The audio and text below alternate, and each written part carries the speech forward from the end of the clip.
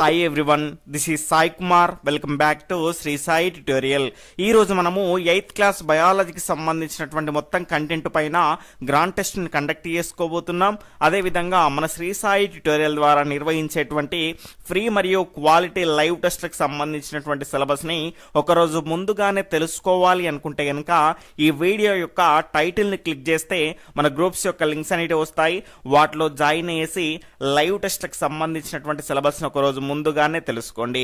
అదేవిధంగా ఎవరైనా మన ఛానల్ ని కొత్తగా చూస్తూ ఉన్నట్లయితే గనక టెట్ డిఎస్సికి సంబంధించినటువంటి లేటెస్ట్ ఇన్ఫర్మేషన్, అదేవిధంగా క్లాసెస్ మరియు లైవ్ టెస్ట్లకు సంబంధించినటువంటి సిలబస్ ని ముందుగానే పొందాలి అనుకుంటే గనక తప్పకుండా సబ్స్క్రైబ్ చేసుకుని పక్కనటువంటి ఆల్ నోటిఫికేషన్ బెల్ ఐకాన్ని క్లిక్ చేయండి.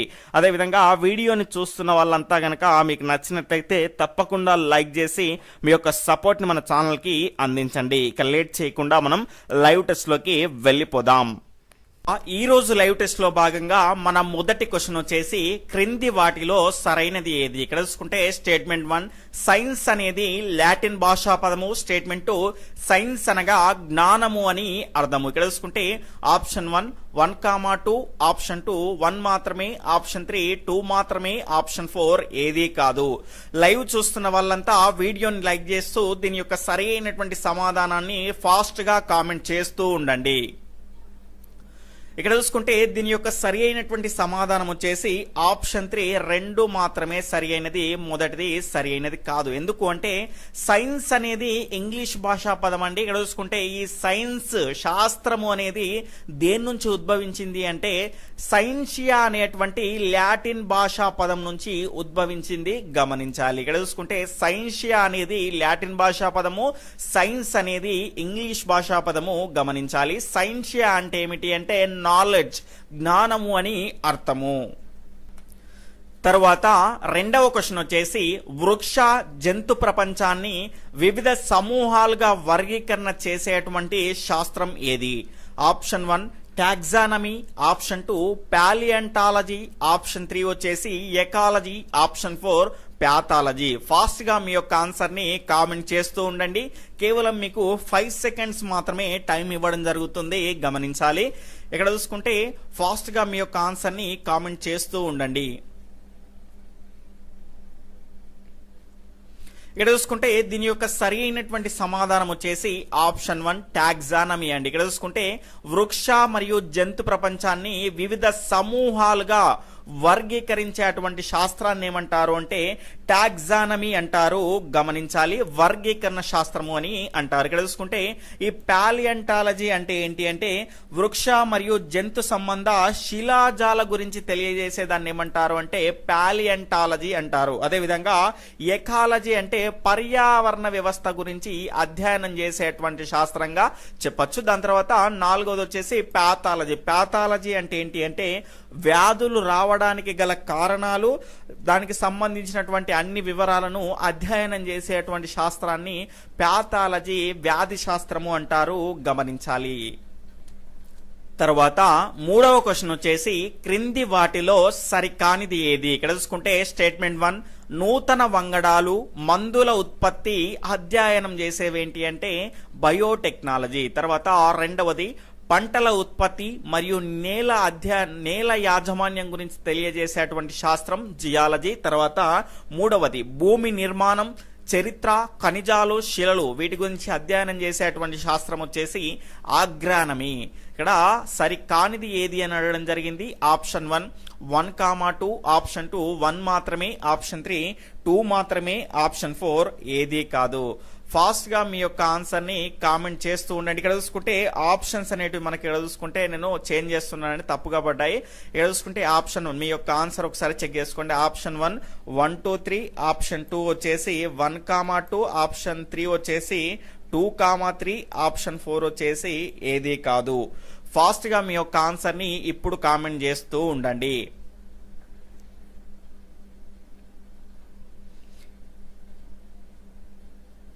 ఇక్కడ చూసుకుంటే మనకి ఏమడిగాడు క్వశ్చన్ లో సరి కానిది ఏది అని అడగడం జరిగింది. ఇక్కడ సరి కాని వచ్చేసి ఆప్షన్ 3 2, 3 అండి. ఇక్కడ చూసుకుంటే నూతన వంగడాలు మరియు మందుల ఉత్పత్తి అధ్యయనం, వీటన్నిటికి సంబంధించినటువంటి అధ్యయనాన్ని ఏం చెప్తుంది అంటే బయోటెక్నాలజీ అనేది తెలియజేస్తుంది. దాని తర్వాత పంటల ఉత్పత్తి, తర్వాత నేల యాజమాన్యం, వీటన్నింటి గురించి ఏం చెప్తుంది అంటే ఆగ్రానమీ చెప్తుంది. దాని తర్వాత భూమి నిర్మాణం, దాని తర్వాత చరిత్ర, ఖనిజాలు, శిలలు, వీటన్నిటికి సంబంధించినటువంటి అధ్యయనాన్ని తెలియజేసేటువంటి శాస్త్రం వచ్చేసి శిలాజీ. కాబట్టి ఇక్కడ చూసుకుంటే జియాలజీ. ఇక్కడ చూసుకుంటే ఈ రకమైనటువంటి అధ్యయనాల గురించి తెలియజేసేది ఏంటి అంటే జియాలజీ. కాబట్టి ఇక్కడ 2, 3 అన్నింటివి సరైనవి కాదు. Option 1 is right answer. తర్వాత 4వ క్వశ్చన్ వచ్చేసి క్రింది వాటిలో ప్రక్రియ నైపుణ్యాలకు చెందినవి కాదు చెందనివి. ఆప్షన్ 1 కొలవడం, ఆప్షన్ 2 సేకరించడం, ఆప్షన్ 4 నమోదు చేయడం, ఆప్షన్ 4 వచ్చేసి ఏది కాదు. ఫాస్ట్ గా మీ యొక్క సరి అయినటువంటి సమాధానాన్ని కామెంట్ చేస్తూ ఉండండి.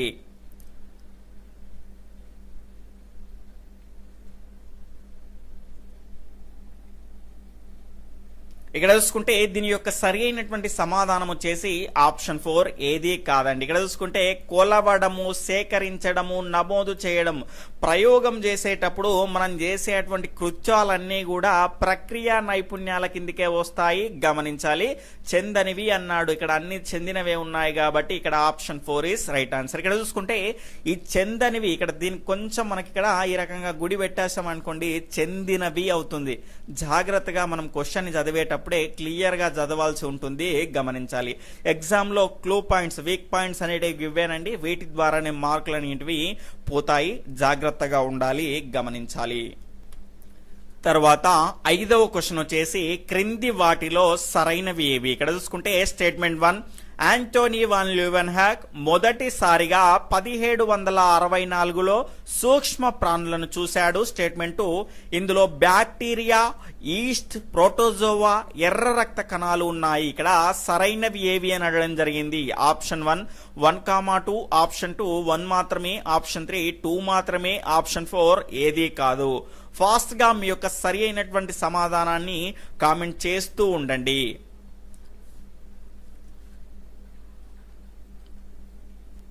ఇక్కడ చూసుకుంటే దీని యొక్క సరి అయినటువంటి సమాధానం వచ్చేసి ఆప్షన్ 3 2 మాత్రమే అండి. రెండవది మాత్రమే సరి అయినది, మొదటిది సరి అయినది కాదు. ఇక్కడ చూసుకుంటే లీవెన్హాక్ మొదటిసారిగా 1764లో కదండి, 1674లో మనకి ఇక్కడ చూసుకుంటే సూక్ష్మ జీవులను చూడడం జరిగింది. అందులో కనుక చూసుకుంటే బ్యాక్టీరియా, తర్వాత ఈస్ట్, ప్రోటోజోవా, ఎర్ర రక్త కణాలు, తర్వాత మిగిలినటువంటి చాలా సూక్ష్మ జీవులు అనేటివి ఉండడం జరిగింది, గమనించాలి. దాని తర్వాత కనుక చూసుకుంటే ఈయన కాలం వచ్చేసి 1632 నుంచి 1723 సంవత్సరం వరకు ఉన్నారు జీవించి. తర్వాత ఈయన అనేక భూతద్దాలని తయారు చేసి మైక్రోస్కోప్ ని కూడా రూపొందించడం జరిగింది, గమనించాలి. ఇక్కడ చూసుకుంటే ఈయనని ఫాదర్ ఆఫ్ మైక్రోస్కోపీ అని కూడా అంటారు, గమనించాలి. తర్వాత 6వ క్వశ్చన్ వచ్చేసి రాబర్ట్ హుక్ కు సంబంధించి సరికానిది ఏది. ఇక్కడ చూసుకుంటే ఆప్షన్ 1 ఈయన స్వీడన్ కు చెందినవాడు, ఆప్షన్ 2 ఈయన 1665లో ఓక్ చెట్టు మెత్తని కాండంపై పరిశోధన చేశాడు. స్టేట్మెంట్ 3 బెండు మొక్కలో తేనె పట్టు లాంటి నిర్మాణాలను గుర్తించాడు. తర్వాత ఆప్షన్ 4 వచ్చేసి అందులో ఉన్నటువంటి ఆ ఖాళీ గదులకు కణం అని పేరు పెట్టాడు. ఇక్కడ సరికానిది ఏది అనడం జరిగింది. ఫాస్ట్ గా మీ యొక్క సరి అయినటువంటి సమాధానాన్ని కామెంట్ చేస్తూ ఉండండి. ఇక్కడ చూసుకుంటే దీని యొక్క రైట్ ఆన్సర్ వచ్చేసి ఆప్షన్ 1 అండి. ఈయన స్వీడన్ కు చెందినటువంటి వాడు కాదు, ఈయన బ్రిటన్ కు చెందినటువంటి శాస్త్రవేత్తగా మనం చెప్పుకోవచ్చు. ఈయన 1665లో ఓక్ చెట్టును మెత్తని కాండంపై పరిశోధన చేసి దాన్ని సూక్ష్మదర్శిలో చూడడం జరిగింది. అందులో కనుక చూసుకుంటే ఒక బెండు మొక్కలో కనుక చూసుకుంటే అనేక ఖాళీ గదులను గమనించాడు. ఏ రకంగా ఉన్నాయి అంటే తేనె పట్టు లాంటి నిర్మాణాలు కలిగి ఉన్నాయి, గమనించాలి. ఇక్కడ చూసుకుంటే తేనె పట్టు అనేది ఏ రకంగా ఉంటది, అవి ఖాళీగా ఉంటే ఏ రకంగా ఉంటుందో ఆ రకమైనటువంటి నిర్మాణాలని గుర్తించాడు. ఆ ఖాళీ గదులకు ఏం పెట్టాడు అంటే కణం అనేటువంటి పేరు పెట్టాడు, గమనించాలి. ఈ కణం అనేది లాటిన్ భాషా పదము, దీని యొక్క అంటే సెల్ అనేది లాటిన్ భాషా పదము.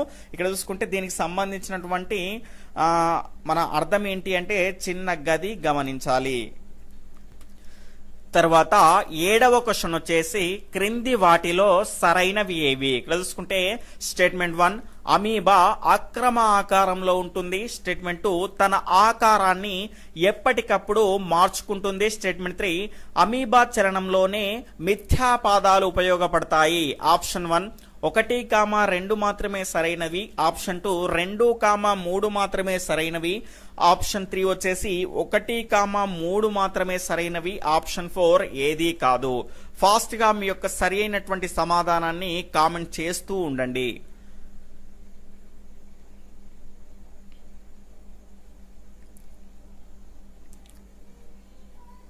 ఇక్కడ చూసుకుంటే దీని యొక్క సరి అయినటువంటి సమాధానం వచ్చేసి ఆప్షన్ 1, 1, 2 2 సరైనవి, మూడవది సరి అయినది కాదు. ఎందుకంటే ఇక్కడ చూసుకుంటే అమీబా చలనంలో మాత్రమే కాదండి, మిథ్యాపాదాలు అనేటివి వాటి యొక్క ఆహార సేకరణలో కూడా ఉపయోగపడతాయి. గమనించాలి. ఇక్కడ చూసుకుంటే ఈ రకంగా మనకు ఒక సరైనటువంటి ఆకారంలో ఉండదండి, మనకు అసలు ఆకారమే లేదని చెప్పొచ్చు, లేదంటే అక్రమాకారంలో ఉంటుంది అని చెప్పొచ్చు.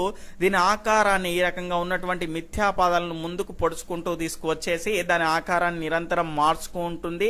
అదేవిధంగా ఈ మిథ్యాపాదాల ద్వారానే ఆహార సేకరణ మరియు ముందుకు కదలడానికి కూడా ఉపయోగించుకుంటుంది. వాటిని గమనించాలి. తరువాత 8వ క్వశ్చన్ వచ్చేసి క్రింది వాటిలో సరైనవి ఏవి. ఇక్కడ చూసుకుంటే స్టేట్మెంట్ 1 అతి చిన్న బ్యాక్టీరియా కణం 0.1 నుండి 0.5 మైక్రాన్లు ఉంటుంది. స్టేట్మెంట్ 2 మానవుని కాలేయ కణాలు 20 నుండి 30 మైక్రాన్లు ఉంటాయి. ఇక్కడ ఆప్షన్ 1 1, 2, ఆప్షన్ 2 1 మాత్రమే, ఆప్షన్ 3 2 మాత్రమే, ఆప్షన్ 4 ఏదీ కాదు. ఇక్కడ చూసుకుంటే దీని యొక్క సరి అయినటువంటి సమాధానం వచ్చేసి ఆప్షన్ 1 1, ఇవి రెండు కూడా సరి అయినవే. ఇక్కడ చూసుకుంటే అతి చిన్న బ్యాక్టీరియా కణం 0.1 నుండి 0.5 మైక్రాన్లు ఉంటుంది. మైక్రాన్ అంటే గనక ఇక్కడ చూసుకుంటే మనకు 1 మీటర్లో మిలియన్ వంతు. గమనించాలి. ఇక్కడ చూసుకుంటే మానవుని కాలేయ కణాలు మరియు మూత్రపిండాలకు సంబంధించినటువంటి కణాలన్నీ కూడా మనకి ఇక్కడ చూసుకుంటే 20 నుండి 30 మైక్రాన్లు ఉంటాయి. గమనించాలి. తర్వాత 9వ క్వశ్చన్ వచ్చేసి మైక్రాన్ అనగా ఇక్కడ ఆప్షన్ 1 మీటర్లో బిలియన్ వంతు, ఆప్షన్ 2 సెంటీమీటర్లో బిలియన్ వంతు, ఆప్షన్ 3 మీటర్లో మిలియన్ వంతు, ఆప్షన్ 4 వచ్చేసి సెంటీమీటర్లో బిలియన్ వంతు. ఫాస్ట్ గా మీ యొక్క సరి అయినటువంటి సమాధానాన్ని కామెంట్ చేస్తూ ఉండండి. ఇంకా ఎవరైనా వీడియోని లైక్ చేయకపోతే ఖచ్చితంగా లైక్ చేయండి. కేవలం మీ నుండి నేను ఆశించేది ఆ ఒక్కటి మాత్రమే. దాని తర్వాత ఇక్కడ చూసుకుంటే ఎవరైనా కొత్తగా మన ఛానల్ని చూస్తూ ఉన్నట్లయితే తప్పకుండా రెడ్ కలర్లో ఉన్నటువంటి సబ్స్క్రైబ్ బటన్ క్లిక్ చేసుకోండి, సబ్స్క్రైబ్ చేసుకోండి. పక్కన ఉన్నటువంటి ఆల్ నోటిఫికేషన్ బెల్ ఐకాన్ని క్లిక్ చేయండి. ఎవరైనా ఇంకా కూడా సబ్స్క్రైబ్ చేసుకున్న వాళ్ళు కూడా ఆల్ నోటిఫికేషన్ బెల్ ఐకాన్ని క్లిక్ చేశారా లేదా ఒకసారి చెక్ చేసుకోండి. ఆ విధంగా చేస్తేనే నోటిఫికేషన్ అనేది వస్తుంది. ఇక్కడ చూసుకుంటే దీని యొక్క సరి అయినటువంటి సమాధానం వచ్చేసి ఆప్షన్ 3 మీటర్లో మిలియన్ వంత్ అండి. ఇక్కడ చూసుకుంటే మైక్రాన్ అనగా ఏంటి అంటే మీటర్లో మిలియన్ వంత్ అంటే చాలా చిన్న పరిమాణంగా మనం చెప్పుకోవచ్చు. మనకి ఇక్కడ చూసుకుంటే బ్యాక్టీరియాలను మనం మైక్రాన్లు అనేటువంటి ప్రమాణం ద్వారా మనం కొలుస్తాము. ఇక్కడ చూసుకుంటే 1 మీటర్లో మిలియన్ వంత్ అంటే ఎంత 10⁶ అండి. 10⁶ ఇది దేనికి సమానము? ఒక మైక్రాన్ కు సమానము. ఈ మైక్రాన్ ని మైక్రోమీటరు అని కూడా అంటారు. అదే విధంగా 1 మీటర్లో బిలియన్ వంతు అంటే గనక మనకు నానోమీటర్ అవుతుంది. గమనించాలి. బిలియన్ అంటే ఎంత 10⁹ కాబట్టి దీన్ని ఏమంటారంటే నానోమీటర్ అంటారు. గమనించాలి. తర్వాత 10వ క్వశ్చన్ వచ్చేసి క్రింది వాటిని జతపరచండి. నేను దీన్ని జతపరిచేలోపు దీని యొక్క సరి అయినటువంటి సమాధానాన్ని ఫాస్ట్ గా నాకంటే ముందే కామెంట్ చేస్తారు అని ఆశిస్తున్నాను. ఇక్కడ చూసుకుంటే మొదటగా 1 మీటర్ అనేది ఎన్ని మిల్లీమీటర్లకు సమానం అవుతుందండి? 1000 మిల్లీమీటర్లకు సమానం అవుతుంది. ఇక్కడ ఏమొస్తుంది? డి అనేది వస్తుంది. దాని తర్వాత 1 సెంటీమీటర్ అనేది దేనికి చెందుతుందండి? ఇక్కడ చూసుకుంటే మనకు 10 మిల్లీమీటర్లకు సమానం అవుతుంది. కాబట్టి ఇక్కడ ఏమొస్తుంది? సి అనేది వస్తుంది. తర్వాత 1 మిల్లీమీటరు ఒక మిల్లీమీటర్ ఈజ్ ఈక్వల్ టు 1000 మైక్రాన్లు గమనించాలి. కాబట్టి ఇక్కడ ఏమొస్తుంది అంటే మనకు బి అనేది వస్తుంది. ఒక మిల్లీమీటర్ను మైక్రాన్లు లేదా మైక్రోమీటర్లు కూడా అంటారు, గమనించాలి. తర్వాత ఒక మైక్రాన్ ఈజ్ ఈక్వల్ టు 1000 నానోమీటర్లు. ఒక మైక్రాన్ ఈజ్ ఈక్వల్ టు 1000 నానోమీటర్లు. ఇక్కడ ఏమొస్తుందంటే ఏ అనేది వస్తుంది. డిసిబిఏ అనేది ఎక్కడ ఉందండి? ఆప్షన్ 1లో ఉంది. కాబట్టి దీని యొక్క సరి అయినటువంటి సమాధానం వచ్చేసి ఆప్షన్ 1 గమనించాలి. తర్వాత 11వ క్వశ్చన్ వచ్చేసి రాబర్ట్ హుక్ సూక్ష్మదర్శినిలో భాగం కానిది ఏది? రాబర్ట్ హుక్ యొక్క సూక్ష్మదర్శినిలో భాగం కానిది ఆప్షన్ 1 ఫోకసింగ్ మర, ఆప్షన్ 2 నమూనా పటము, ఆప్షన్ 3 నూనె దీపము, ఆప్షన్ 4 వచ్చేసి వస్తు కటకం. ఆప్షన్ 1 1,2, ఆప్షన్ 2 3 మాత్రమే, ఆప్షన్ 4 మాత్రమే, ఆప్షన్ 4 ఏది కాదు. ఫాస్ట్ గా మీ యొక్క ఆన్సర్ ని కామెంట్ చేస్తూ ఉండండి.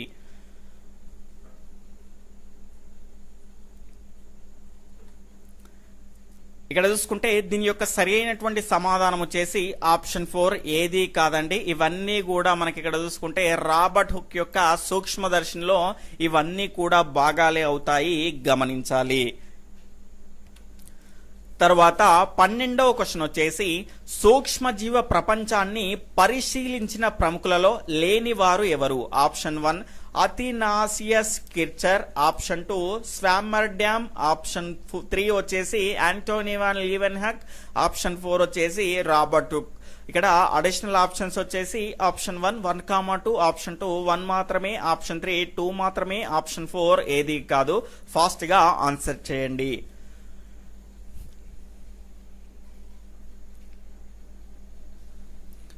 ఇక్కడ చూసుకుంటే దీని యొక్క సరి అయినటువంటి సమాధానం వచ్చేసి ఆప్షన్ 4 ఏది కాదండి.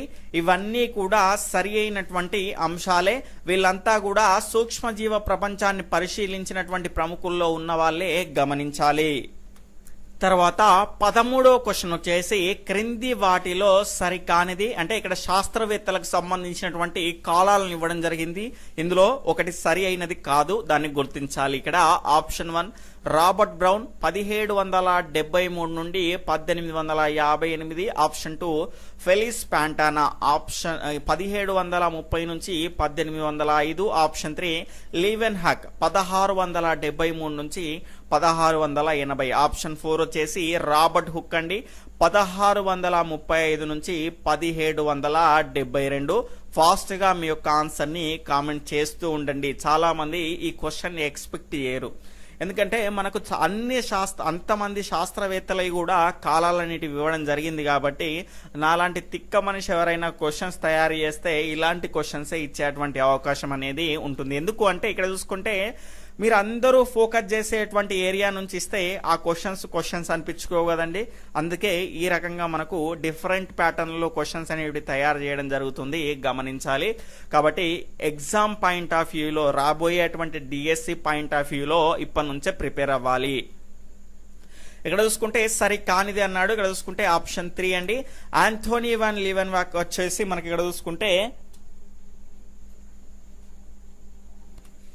చూసుకుంటే లీవెన్హాక్ సంవత్సరం కాలం వచ్చేసి మనకి ఇక్కడ చూసుకుంటే 1632 నుంచి 1723 అండి. ఇక్కడ చూసుకుంటే ఇది ఎవరి కాలము అంటే మనకి ఇక్కడ ఇచ్చినటువంటి కాలం ఎవరిది అంటే మనకు స్వామర్ డ్యామ్దిగా మనం చెప్పుకోవచ్చు. మనకి ఇక్కడ చూసుకుంటే ఈ కాలాలన్నిటిని కూడా గుర్తు పెట్టుకునేటువంటి ప్రయత్నం అనేది చేయండి. ఎందుకంటే మీరు జస్ట్ ఎగ్జామ్లో గుర్తించడం ఆ పరంగా గుర్తుంచుకుంటే సరిపోతుంది, మీరు రాయాల్సినటువంటి పని లేదు. కాబట్టి ఖచ్చితంగా గుర్తు పెట్టుకునేటువంటి ప్రయత్నం అనేది చేయండి. తర్వాత 14వ క్వశ్చన్ వచ్చేసి ఖనికాభరహిత కణాలకు చెందనిది. ఇక్కడ option 1 మోనోసైట్లు, option 2 లింఫోసైట్లు, option 3 basophils, option 4 వచ్చేసి న్యూట్రోఫిల్స్. ఇక్కడ చూసుకుంటే చెందనిది అన్నాడు, చెందినది కాదండి, గమనించాలి. ఆప్షన్ 1 1,2 మాత్రమే, ఆప్షన్ 3 3,4 మాత్రమే, ఆప్షన్ 3 వచ్చేసి 1,4 మాత్రమే, ఆప్షన్ 4 వచ్చేసి 2,3 మాత్రమే. ఫాస్ట్ గా మీ యొక్క ఆన్సర్ ని కామెంట్ చేస్తూ ఉండండి. ఇక్కడ చూసుకుంటే దీని యొక్క సరి అయినటువంటి సమాధానం వచ్చేసి ఆప్షన్ 2 3,4 మాత్రమే సరి అయినవి. ఇక్కడ చూసుకుంటే కణికాభ రహిత కణాలు లేదా రేణు రహిత కణాలు. ఇక్కడ చూసుకుంటే తెల్ల రక్త కణాలను 2 రకాలుగా విభజించడం జరుగుతుంది. ఒకటి రేణు రహిత, లేదంటే కణికాభ రహిత, లేదంటే కణికాభయుత, తర్వాత రేణుయుత. ఇక్కడ చూసుకుంటే రేణు రహిత లేదా కణికాభ రహితకు చెందినవి ఏంటి అంటే మోనోసైట్లు మరియు లింఫోసైట్లు. దాని తర్వాత కణికాయుత అంటే కణికాభ రహిత కాకుండా కణికాభయుతకు సంబంధించినటువంటి తెల్ల రక్త కణాలకు చెందినటువంటి కణాలు ఏంటి అంటే బెసోఫిల్స్, దాని తర్వాత న్యూట్రోఫిల్స్, దాని తర్వాత ఇసినోఫిల్స్. వీటిలో రేణువులు అనేటివి ఉంటాయి, గమనించాలి. దీనికి సంబంధించినటువంటి క్లియర్ ఇన్ఫర్మేషన్ అనేది మనకు నెక్స్ట్ క్లాసుల్లో తెలుసుకుంటాం. తర్వాత 16వ క్వశ్చన్ వచ్చేసి క్రింది వాటిలో సరికానిది ఏది? ఇక్కడ చూసుకుంటే స్టేట్మెంట్ 1, పెలిస్ పాంటానా 17వ శతాబ్దంలో జంతువుల చర్మంలోని ఉపకళా కణజాలంలో కేంద్రకాన్ని చూశారు. స్టేట్మెంట్ 2, మరియు వివిధ రకాల కణాలలో కేంద్రకం ఉంటుంది అని కేంద్రకం కణంలో అంతర్భాగమని కూడా తెలిపారు. ఇక్కడ సరికానిది ఏది అని అడగడం జరిగింది. ఆప్షన్ 1 1,2, ఆప్షన్ 2 1 మాత్రమే, ఆప్షన్ 3 2 మాత్రమే, ఆప్షన్ 4 ఏది కాదు. ఫాస్ట్ గా మీ యొక్క సరి అయినటువంటి సమాధానాన్ని కామెంట్ చేస్తూ ఉండండి. ఇక్కడ చూసుకుంటే దీని యొక్క సరి అయినటువంటి సమాధానం వచ్చేసి సరి కానిది అడిగాడు. ఆప్షన్ 1 1,2 ఇవి రెండు కూడా సరి అయినవి కాదు. ఎందుకు అంటే ఫెలిస్ పాంటానా 17వ శతాబ్దంలో కాదు 18వ శతాబ్దంలో మనకి ఇక్కడ చూసుకుంటే జంతువుల చర్మంలోని ఉపకళా కణజాలంలో కేంద్రకాన్ని చూశారు. తర్వాత ఎవరిన్ని చూసినప్పటికీ మనకి ఇక్కడ చూసుకుంటే ప్రతి కణాలలో మనకి ఇక్కడ చూసుకుంటే కేంద్రకం అనేది ఉంటుందని, దాని తర్వాత ఆ కేంద్రకం అనేది కణంలో అంతర్భాగమని చెప్పినటువంటి ఘనత ఎవరికైనా ఉంది అంటే రాబర్ట్ బ్రౌన్ గారికే, గమనించాలి. కాబట్టి ఇది రాబర్ట్ బ్రౌన్ గారు చెప్పినటువంటి ఇన్ఫర్మేషన్. కాబట్టి ఇవి రెండు కూడా సరి అయినవి కాదు. తర్వాత 16వ క్వశ్చన్ వచ్చేసి క్రింది వాటిలో సరైనవి ఏవి? ఇక్కడ చూసుకుంటే స్టేట్మెంట్ 1, ఏనుగులో మనిషిలో ఉండేటువంటి నాడీ కణం పొడవుగా శాఖాయుతంగా ఉంటుంది. స్టేట్మెంట్ 2, అది రెండింటిలోనూ సమాచారాన్ని బదిలీ చేయను. ఇక్కడ సరి అయినవి ఏవి అన్నారు. అక్కడ ఆప్షన్ 1 1,2, ఆప్షన్ 2 1 మాత్రమే, ఆప్షన్ 3 2 మాత్రమే, ఆప్షన్ 4 ఏది కాదు. ఫాస్ట్ గా మీ యొక్క ఆన్సర్ ని కామెంట్ చేస్తూ ఉండండి. ఇక్కడ చూసుకుంటే ఆప్షన్ 1 1,2 కూడా సరైనవే. ఏనుగులో మనిషిలో కూడా నాడీ కణం అనేది పొడవుగా ఉండి శాఖాయుతంగా ఉంటుంది. తర్వాత ఇక్కడ చూసుకుంటే ఈ రెండింటిలోనూ కూడా సమాచారాన్ని బదిలీ చేయడంలో ముఖ్య పాత్రను పోషిస్తుంది, గమనించాలి. తర్వాత 17వ క్వశ్చన్ వచ్చేసి క్రింది వాటిలో సరికానిది ఏది? ఇక్కడ statement 1, amoeba, paramecium, chlamydomonas unicellular organisms. ఇక్కడ స్టేట్మెంట్ 2, వీటిలో ఆహార సేకరణ, శ్వాసక్రియ, విసర్జన, పెరుగుదల మరియు ప్రత్యుత్పత్తి వీటి ద్వారానే జరుగుతుంది. ఆప్షన్ 1 1,2, ఆప్షన్ 2 1, ఆప్షన్ 3 2 మాత్రమే, ఆప్షన్ 4 ఏది కాదు. ఫాస్ట్ గా మీ యొక్క ఆన్సర్ ని కామెంట్ చేయండి. ఇక్కడ చూసుకుంటే దీని యొక్క సరి అయినటువంటి సమాధానం వచ్చేసి ఆప్షన్ 4 ఏది కాదండి. ఇవి రెండు కూడా సరి అయినవే. అమీబా, పారామేషియం, దాని తర్వాత క్లామిడోమోనస్ ఇవన్నీ కూడా యూనిసెల్యులర్ ఆర్గానిజమ్స్ అంటే ఏకకణ జీవులు. ఆ ఏకకణం ద్వారానే మనకి ఇక్కడ చూసుకుంటే ఆహార సేకరణ, శ్వాసక్రియ, విసర్జన, పెరుగుదల మరియు ప్రత్యుత్పత్తి వీటి ద్వారానే జరుగుతాయి, గమనించాలి. తర్వాత 18వ క్వశ్చన్ వచ్చేసి మొట్టమొదటి సంయుక్త సూక్ష్మదర్శిని తయారు చేసిన వారు ఎవరు? Option 1 Zacharias Janssen, option 2 Robert Hooke, option 3 Robert Brown, option 4 వచ్చేసి యాంటోనీ వాన్ లివెన్హాక్. ఇక్కడ చూసుకుంటే దీని యొక్క సరి అయినటువంటి సమాధానం వచ్చేసి ఆప్షన్ 1 జకారస్ జాన్సన్ అండి. ఈయన మొట్టమొదటి మనకి ఇక్కడ చూసుకుంటే సంయుక్త సూక్ష్మదర్శిని కనుగొన్నాడు. ఇక్కడ చూసుకుంటే సంయుక్త సూక్ష్మదర్శిని అదేవిధంగా సాధారణ సూక్ష్మదర్శిని తేడా ఏంటి అంటే సాధారణ సూక్ష్మదర్శినిలో కనుక చూసుకుంటే మనకు ఒకే ఒక కటకం అనేది ఉంటుంది. మనకి ఇక్కడ చూసుకుంటే సంయుక్త సూక్ష్మదర్శినిలో కనుక చూసుకుంటే ఒకటి కంటే ఎక్కువ కటకాలు అనేటివి ఉంటాయి. అంటే ఇది అప్డేటెడ్ వర్షన్ గా మనం చెప్పుకోవచ్చు, గమనించాలి. తర్వాత 19వ క్వశ్చన్ వచ్చేసి చరిత్రలో సైన్స్ పుస్తక రచయిత ఎవరు? Option 1 F Cajori, option 2 Karl Popper, option 2 option 3 Leeuwenhoek హ్యాక్, ఆప్షన్ 4 వచ్చేసి స్వామ్యర్డ్యామ్. ఇక్కడ చూసుకుంటే దీని యొక్క రైట్ ఆన్సర్ వచ్చేసి ఆప్షన్ 1 ఎఫ్ కజోరీ అండి. క్రింది వాటిలో సరైనవి ఏవి? ఇక్కడ స్టేట్మెంట్ 1 పిల్లల్ని కనే జీవులను ఒవిపరస్ అంటారు. స్టేట్మెంట్ 2 గుడ్లు పెట్టే జీవులను వివిపరస్ అంటారు. ఇక్కడ ఆప్షన్ 1 1, 2, ఆప్షన్ 2 1 మాత్రమే, ఆప్షన్ 3 2 మాత్రమే, ఆప్షన్ 4 ఏదీ కాదు. ఫాస్ట్ గా లైవ్ చూస్తున్న వాళ్ళంతా దీని యొక్క సరి అయినటువంటి సమాధానాన్ని కామెంట్ చేస్తూ ఉండండి. ప్రతి క్వశ్చన్ కు మీకు 10 సెకండ్స్ టైం అనేది ఇవ్వడం జరుగుతుంది, గమనించాలి.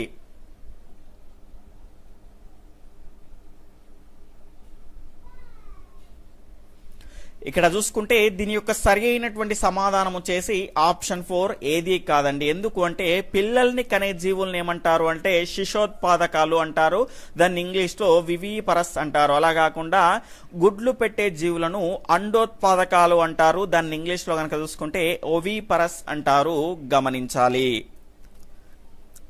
తరువాత రెండవ క్వశ్చన్ ని జాగ్రత్తగా గమనించండి. స్టేట్మెంట్ 1 క్రింది వాటిలో సరి అయినవి ఏవి అని అడగడం జరిగింది. స్టేట్మెంట్ 1 చెవులు బయటకి కనిపించని చర్మంపై రోమాలు కలిగినవి శిశు ఉత్పాదకాలు.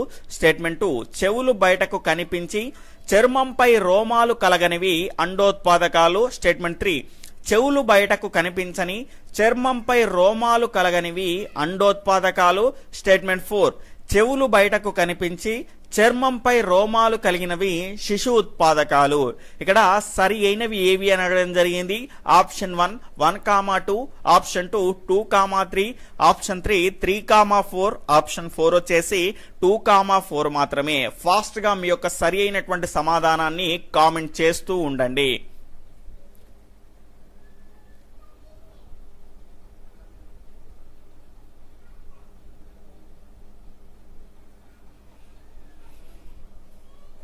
ఇక్కడ చూసుకుంటే దీని యొక్క సరి అయినటువంటి సమాధానం వచ్చేసి ఆప్షన్ 3 4 మాత్రమే సరైనవి, 1, 2 సరి అయినవి కాదు. ఎందుకు అంటే మనకి ఇక్కడ చూసుకుంటే చెవులు బయటకి కనిపించని అన్నాడు, కనిపించి చర్మంపై రోమాలు కలిగినవి ఏంటివి శిశోత్పాదకాలు. కనిపించని అన్నవి కాబట్టి మనకు ఫస్ట్ స్టేట్మెంట్ లో అన్నారు కాబట్టి ఇది రాంగ్ స్టేట్మెంట్. తర్వాత చెవులు బయటకి కనిపించి చర్మంపై రోమాలు కలగనివి అన్నాడు. ఇక్కడ చెవులు బయటకి కనిపించకుండా మనకు చర్మంపై రోమాలు కలగనివి ఏంటివి అంటే అండోత్పాదకాలు. ఇవి రెండు కూడా సరి అయినవి కాదు. ఇక్కడ చూసుకుంటే చెవులు బయటకి కనిపించని చర్మంపై రోమాలు లేనట్టు మనం ఏమంటాము అంటే అండోత్పాదకాలు అంటాం. చెవులు బయటకి కనిపించి చర్మంపై రోమాలు కలిగి ఉన్న వాటిని శిశు ఉత్పాదకాలు అంటాము, గమనించాలి. తరువాత మూడవ క్వశ్చన్ వచ్చేసి గెస్టేషన్ పీరియడ్ ఎంత? ఆప్షన్ 1 120 నుండి 200 రోజులు, ఆప్షన్ 2 160 నుండి 180 రోజులు, ఆప్షన్ 3 270 నుండి 280 రోజులు, ఆప్షన్ 4 వచ్చేసి 180 నుండి 210 రోజులు. ఫాస్ట్ గా మీ యొక్క ఆన్సర్ ని కామెంట్ చేస్తూ ఉండండి.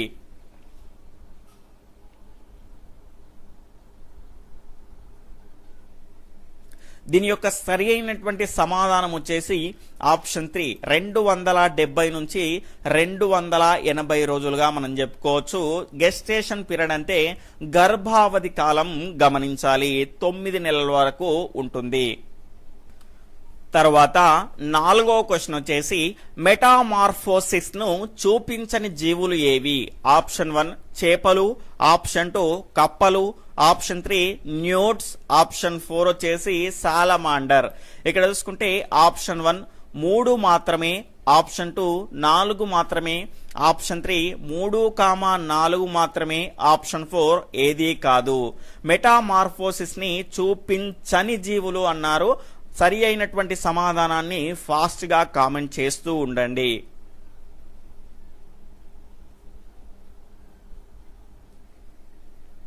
ఇక్కడ దీని యొక్క సరి అయినటువంటి సమాధానం వచ్చేసి ఆప్షన్ 4 ఏది కాదు అండి. ఎందుకు అంటే మెటామార్ఫోసిస్ అంటే ఏంటి అంటే రూప విక్రయం. ఇవన్నీ కూడా రూప విక్రయాన్ని చూపించేటువంటి జీవులుగానే మనం చెప్పుకోవచ్చు. చేపలు కప్పల సంగతి అయితే మనకు తెలుసు, అదేవిధంగా సాలమండర్ గురించి కూడా తెలుసు.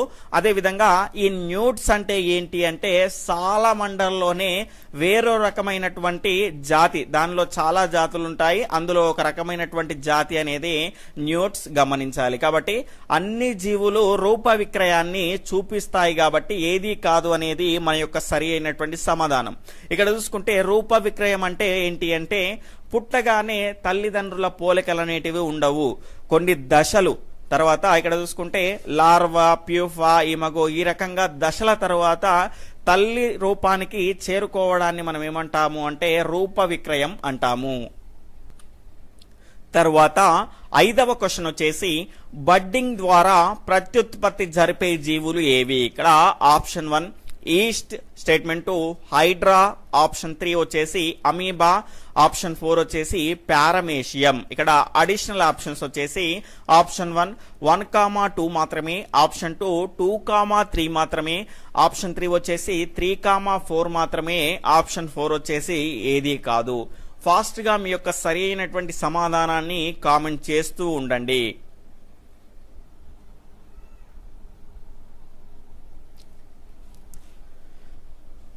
ఇక్కడ దీని యొక్క సరి అయినటువంటి సమాధానం వచ్చేసి ఆప్షన్ 1 1,2 రెండు కూడా సరి అయినవి, 3,4 అనేటివి సరి అయినవి కాదు. ఎందుకు అంటే ఈస్ట్ మరియు హైడ్రా బడ్డింగ్ అంటే కోరకి భవనం ద్వారా ప్రత్యుత్పత్తి జరుపుతాయి. అమీబా, పారమేషియం అనేటివి మనకు ద్విధా విచ్చిత్తి ద్వారా ప్రత్యుత్పత్తి జరుపుతాయి. ఇక్కడ చూసుకుంటే మనకు కోరకి భవనం అంటే ఏమిటి అంటే ఫర్ ఎగ్జాంపుల్ హైడ్రాన్ తీసుకుంటే కనుక కొన్ని ఉబ్బెత్తు భాగాలు ఉంటాయి వాటిపైన, అవి ఏమైతాయి అంటే కొన్ని రోజులకు స్వతంత్ర జీవిగా ఈ రకంగా ఎదుగుతాయి. ఈ రకంగా ఉబ్బెత్తు భాగాలను ఏమంటారు అంటే కోరకాలు అంటాము. ఇక్కడ చూసుకుంటే ఇది పూర్తిగా పరిపక్వం చెందిన తర్వాత ఏమైతుంది అంటే ఒక స్వతంత్ర జీవిగా విడిపోతుంది. ఈ రకంగా మనకు కోరకి భవనం ద్వారా ఈస్ట్ మరియు హైడ్రాలో ప్రత్యుత్పత్తి అనేది జరుగుతుంది. తరువాత 6వ క్వశ్చన్ క్రింది వాటిలో వేటిలో ద్విధా విచ్చిత్తి జరగదు? Option 1 amoeba, option 2 paramecium, option 3 euglena, option 4 bacteria. Option 1 3,4 మాత్రమే, ఆప్షన్ 2 3 మాత్రమే, ఆప్షన్ 3 వచ్చేసి 4 మాత్రమే, ఆప్షన్ 4 వచ్చేసి ఏది కాదు. ఫాస్ట్ గా మీ యొక్క సరి అయినటువంటి సమాధానాన్ని కామెంట్ చేస్తూ ఉండండి.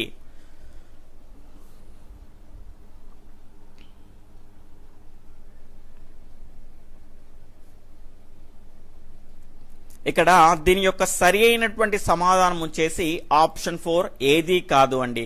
ఎందుకు అంటే మనకి ఇక్కడ చూసుకుంటే ద్విధా విచ్చిత్తి అనేది ఈ అన్నింటిలో కూడా జరుగుతుంది. మనం జరగనిది ఏది అని అడిగాం కాబట్టి ఏది కాదు అనేది మన యొక్క సరి అయినటువంటి సమాధానం అవుతుంది. ఫర్ ఎగ్జాంపుల్ ఇక్కడ ద్విధా విచ్చిత్తికి అమీబాను ఎగ్జాంపుల్ గా తీసుకుంటే దాని యొక్క కేంద్రం అనేది పరిపక్వం చెందిన తర్వాత ఏమవుతుంది అంటే విభజన చెందుతుంది. మెల్లమెల్లగా విభజన చెంది ఏమవుతుంది అంటే రెండు అమీబాలుగా మనకు రూపాంతరం చెందుతాయి. ఈ రకంగా తల్లి జీవి నుంచి విడిపోయి అది స్వతంత్ర జీవిగా ఏర్పడుతుంది. ఈ రకంగా రెండు జీవులుగా, ఒక తల్లి జీవి రెండు పిల్ల జీవులుగా విడిపోవడాన్ని ఏమంటారు అంటే ద్విధా విచ్చిత్తి అంటారు, గమనించాలి.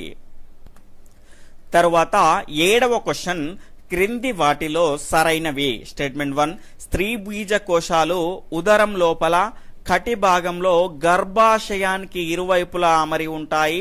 స్టేట్మెంట్ 2 ప్రతి స్త్రీ బీజకోశం నుండి గరాటు ఆకారంలో ఉన్న ఒక ఫాలోపియన్ నాళం బయలుదేరుతుంది. ఇక్కడ ఆప్షన్ 1 1,2, ఆప్షన్ 2 1 మాత్రమే, ఆప్షన్ 3 2 మాత్రమే, ఆప్షన్ 4 ఏదీ కాదు. ఫాస్ట్ గా మీ యొక్క సరి అయినటువంటి సమాధానాన్ని కామెంట్ చేస్తూ ఉండండి.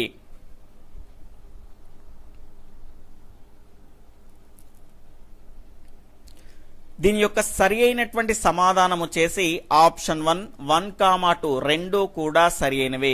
స్త్రీ బీజ కోశాలు ఉదరం లోపల కటి భాగంలో గర్భాశయానికి ఇరువైపులా ఉంటాయి. మనకి ఇక్కడ చూసుకుంటే ప్రతి స్త్రీ బీజ కోశం నుంచి గరాటు ఆకారంలో ఉన్నటువంటి ఒక నాళం అనేది బయలుదేరుతుంది. దాన్నే ఫాలోపియన్ నాళము అంటాము, గమనించాలి. ఇది గరాటు ఆకారంలో ఉంటుంది. తర్వాత 8వ క్వశ్చన్ వచ్చేసి టెస్ట్ ట్యూబ్ బేబీలకు గల కారణం ఏమిటి? ఆప్షన్ 1 ఫాలోపియన్ నాళం మూసుకపోయి ఉండడం. ఆప్షన్ 2 వచ్చేసి శుక్ర కణాల ఉత్పత్తి లోపాలు ఉండడం, శుక్ర కణాల ఉత్పత్తిలో లోపాలు ఉండడం. ఆప్షన్ 1, 1, 2, ఆప్షన్ 2 1 మాత్రమే, ఆప్షన్ 3 2 మాత్రమే, ఆప్షన్ 4 ఏదీ కాదు. ఫాస్ట్ గా మీ యొక్క సరి అయినటువంటి సమాధానాన్ని కామెంట్ చేస్తూ ఉండండి.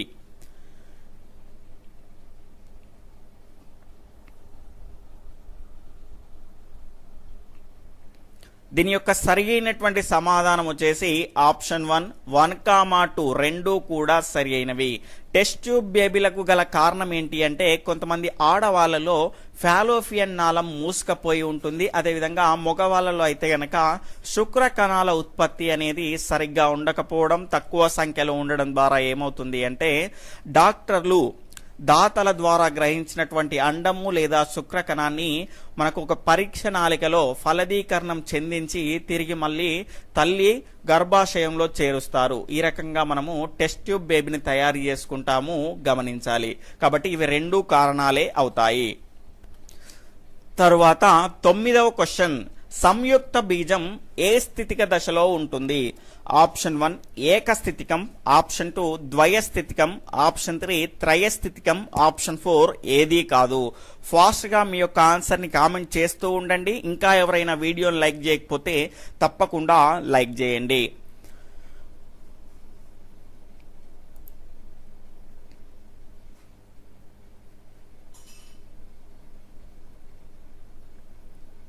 ఇక్కడ దీని యొక్క సరి అయినటువంటి సమాధానం వచ్చేసి ఆప్షన్ 2 ద్వయస్థితికం అండి. మనకి ఇక్కడ శుక్రకణము తర్వాత అండము ఇవన్నీ కూడా ఏకస్థితికమైనటువంటి అయినప్పటికీ కూడా సంయుక్త బీజం కూడా మనకు ఒకటే అయినప్పటికీ కూడా అది ద్వయస్థితికంగా ఉంటుంది, గమనించాలి. తర్వాత 10వ క్వశ్చన్ వచ్చేసి క్రింది వాటిలో హెర్మాఫ్రోడైట్స్ ఏవి? ఆప్షన్ 1 వానపాము, ఆప్షన్ 2 చేప, ఆప్షన్ 3 కప్ప, ఆప్షన్ 4 పట్టు పురుగు.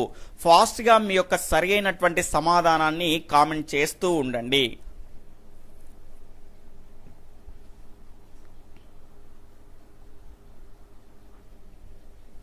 ఇక్కడ చూసుకుంటే దీని యొక్క సరి అయినటువంటి సమాధానం వచ్చేసి ఆప్షన్ 1 వానపామండి. మనకి ఇక్కడ హెర్మాఫ్రోడైట్స్ అంటే ఏంటి అంటే ఉభయ లైంగిక జీవులు.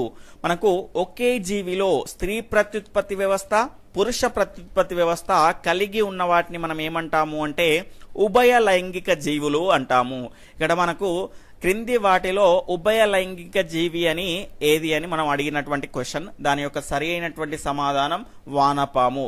ఇక్కడ ఈ లైవ్ టెస్ట్ లో మీరు జాగ్రత్తగా గమనించాల్సింది ఒకటి ఉందండి. అదేంటి అంటే ప్రతి వాటిని మనకు ఇంగ్లీష్ టర్మినాలజీకి సంబంధించినటువంటి క్వశ్చన్స్ అనేటివి మీకు ఎక్కువగా కనిపిస్తున్నాయి. మనం ప్రతిసారి ఏం చేస్తామంటే తెలుగు మీడియం వాళ్ళము ఇంగ్లీష్ వర్డ్స్ అనేటివి వదిలేస్తూ ఉంటాము. ఖచ్చితంగా ఒకవేళ గనక ఇంగ్లీష్ పదజాలంతోనే డైరెక్ట్ గా మనకు క్వశ్చన్స్ అడిగాడు అనుకోండి చాలా ఇబ్బంది అవుతుంది, గమనించాలి. మార్కులను కోల్పోవాల్సి వస్తుంది. కాబట్టి ప్రతిదీ మనకు టెక్స్ట్ బుక్ లో ఇచ్చినటువంటి టర్మినాలజీ ఇంగ్లీష్ టర్మినాలజీ ఉంటే మాత్రం ఖచ్చితంగా నేర్చుకోవాలి, గమనించాలి. ఎందుకంటే మనకు వేరే సెంట్రల్ ఎగ్జామ్స్ రాస్తే మొత్తం మనకు అక్కడ ఇంగ్లీష్ లోనే ఉంటుంది, తెలుగు మీడియం అనేది ఉండదు. కాబట్టి ఖచ్చితంగా తెలుగు టు ఇంగ్లీష్ మనకు ట్రాన్స్లేట్ చేసుకోవాల్సి ఉంటుంది. కాబట్టి మనకు జాగ్రత్తగా నేర్చుకోవాల్సినటువంటి అవకాశం అనేది ఇప్పుడే ఉంది. కాబట్టి నేర్చుకోవాలి.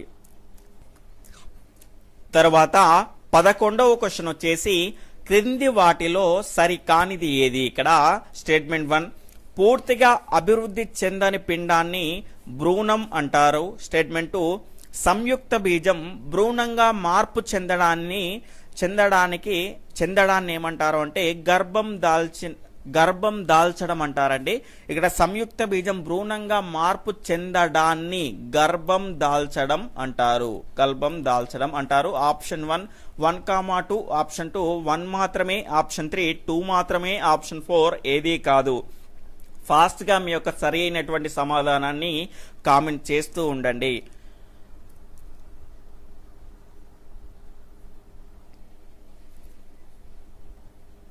ఇక్కడ దీని యొక్క సరి అయినటువంటి సమాధానం వచ్చేసి ఆప్షన్ 2 1 అండి. మనకి ఇక్కడ సరి కానిది అన్నాడు. ఇందులో సరి కానిది ఏదంటే స్టేట్మెంట్ 1. పూర్తిగా అభివృద్ధి చెందినటువంటి పిండాన్ని ఏమంటారు అంటే భ్రూణము అన్నారు. ఇక్కడ చెందని అని ఉంది కాబట్టి ఇది రాంగ్. సంయుక్త బీజం భ్రూణంగా మార్పు చెందడాన్ని గర్భం దాల్చడం అంటారు. ఫలదీకరణ తరువాత సంయుక్త బీజం అనేది ఏర్పడుతుంది. ఇది అనేక సార్లు విభజన చెంది అనేక కణాలను ఏర్పరుస్తుంది. ఈ కణాలే తరువాత వివిధ కణజాలాలు అదేవిధంగా అవయవాలుగా మనకు అభివృద్ధి చెందుతాయి. ఈ విధంగా అభివృద్ధి చెందిన దాన్ని ఏమంటారు అంటే పిండము అంటారు. తర్వాత పిండం అనేది పూర్తి స్థాయిలో అభివృద్ధి చెంది అంటే అప్పుడు ఏమొస్తున్నాయంటే తల, కాళ్ళు, తర్వాత చేతులు, కళ్ళు, చెవులు, ముక్కు ఇవన్నీ పూర్తిగా వచ్చిన తర్వాత అది పూర్తిగా అభివృద్ధి చెందినట్టు. ఆ రకంగా అభివృద్ధి చెందినటువంటి పిండాన్ని ఏమంటారు అంటే భ్రూణము అంటారు. గమనించాలి. తర్వాత 12వ క్వశ్చన్ వచ్చేసి క్రింది వాటిలో సరైనది ఏది? ఇక్కడ స్టేట్మెంట్ 1 క్లోనింగ్ అనేది కణం యొక్క ప్రతిరూపాన్ని తయారు చేసే పద్ధతి. స్టేట్మెంట్ 2 ఈ ప్రక్రియలో ఏదైనా అవయవాన్ని లేదా పూర్తి జీవిని అండి, ఇది పూర్తి జీవిని యథాతథంగా ఉత్పత్తి చేస్తారు. ఇక్కడ ఆప్షన్ 1 1,2, ఆప్షన్ 2 1 మాత్రమే, ఆప్షన్ 3 2 మాత్రమే, ఆప్షన్ 4 ఏదీ కాదు. ఫాస్ట్గా మీ యొక్క సరి అయినటువంటి సమాధానాన్ని కామెంట్ చేస్తూ ఉండండి.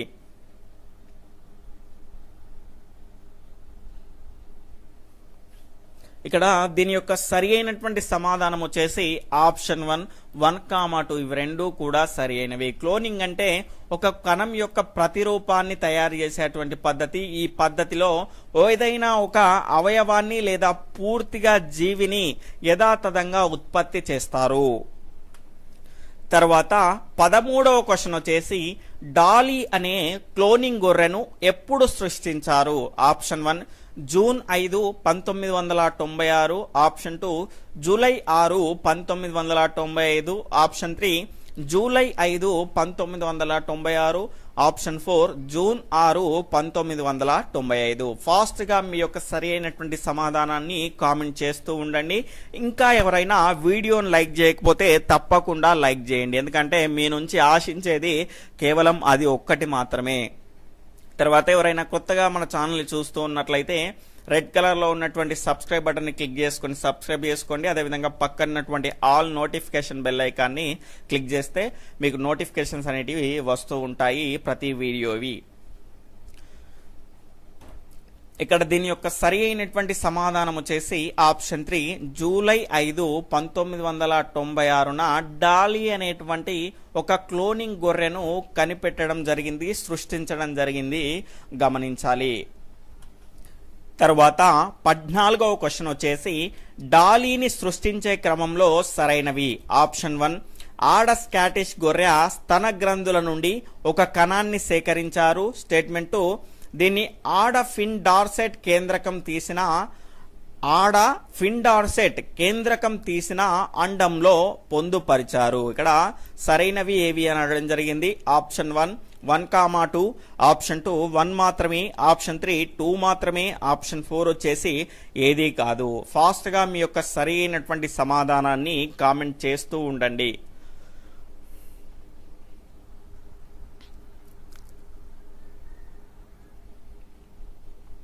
ఇక్కడ దీని యొక్క సరి అయినటువంటి సమాధానం ఆప్షన్ 4 ఏదీ కాదు అండి. ఎందుకు అంటే ఇవి రెండు కూడా సరి అయినవి కాదు. ఇక్కడ జరిగినటువంటి క్రమం ఏంటి అంటే మనకి ఇక్కడ ఆడ ఫిండార్సెట్ స్తన గ్రంథుల నుండి ఒక కణాన్ని సేకరించారు. దాన్ని ఏం చేశారు అంటే ఆడ స్కాటిష్ గొర్రె యొక్క కేంద్రకం తీసిన అండంలో పొందుపరిచారు. ఆ విధంగా పొందుపరిచినటువంటి అండాన్ని కనుక చూసుకుంటే స్కాటిష్ గొర్రెలో ఉంచారు. ఆ రకంగా ఉంచడం ద్వారా అది దానికి సంబంధించినటువంటి గర్భావధి కాలం అంతా పూర్తి చేసుకొని ఒక సరికొత్త అయిన ఉన్నటువంటి డాలీ గొర్రెను ఇది జన్మనిచ్చింది. డాలీ గొర్రెకు ఈ స్కాటిష్ గొర్రె జన్మనివ్వడం జరిగింది. ఇక్కడ పెరిగింది ఇది స్కాటిష్ గొర్రె కడుపులోనే, కానీ ఇక్కడ కేంద్రకం తీసేయడం ద్వారా స్కాటిష్ గొర్రెకి సంబంధించినటువంటి లక్షణాలు ఏవి రాలేదు. ఆడ ఫిండార్ సెట్ యొక్క లక్షణాలు మాత్రమే వచ్చాయి. కేంద్రకం తీసేసినటువంటి అండంలో ఈ కణాన్ని పొందుపరచడం ద్వారా. కాబట్టి ఈ రకంగా డాలీ అనేటువంటి ఒక కొత్త క్లోనింగ్ గొర్రెను సృష్టించడం జరిగింది. ఇది మొట్టమొదటి క్లోనింగ్ గొర్రెగా మనం చెప్పుకోవచ్చు. దీన్ని కనిపెట్టిన వారు ఇయాన్ విల్మంట్. తరువాత 15వ క్వశ్చన్ వచ్చేసి శిలీంధ్రం ద్వారా వచ్చే వ్యాధులలో లేనిది ఏది? ఆప్షన్ 1 చెరుకులో ఎర్రకుళ్ళు తెగులు, ఆప్షన్ 2 వేరుశెనగలో తిక్కా తెగులు, ఆప్షన్ 3 వరిలో కాటుక తెగులు, ఆప్షన్ 4 నిమ్మలో సిట్రస్ కాంకర్. ఫాస్ట్ గా మీ యొక్క సరి అయినటువంటి సమాధానాన్ని కామెంట్ చేస్తూ ఉండండి.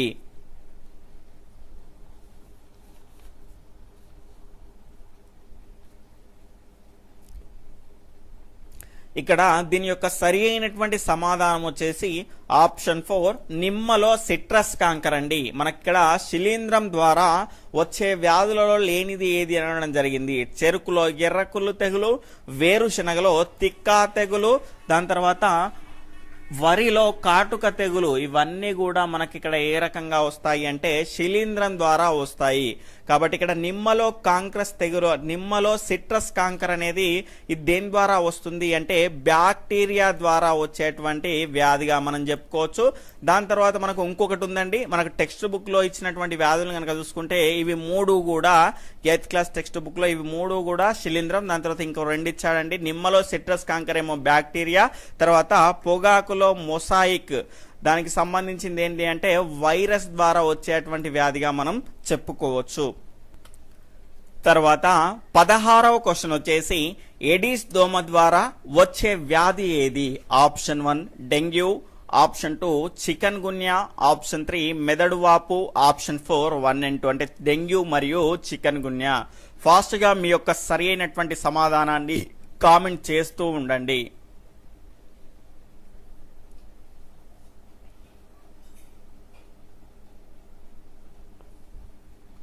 ఇక్కడ దీని యొక్క సరి అయినటువంటి సమాధానం వచ్చేసి ఆప్షన్ 4 1 and 2 అండి. ఎడిస్ దోమ ద్వారా వచ్చేటువంటి వ్యాధులు ఏంటి అంటే డెంగ్యూ మరియు చికెన్ గున్యా. ఇక్కడ మనకు జాగ్రత్తగా గమనిస్తే ఇందులో వ్యాధి కారకం ఏంటి అంటే వైరస్, వాహకం ఏంటి అంటే ఎడిస్ దోమ గమనించాలి.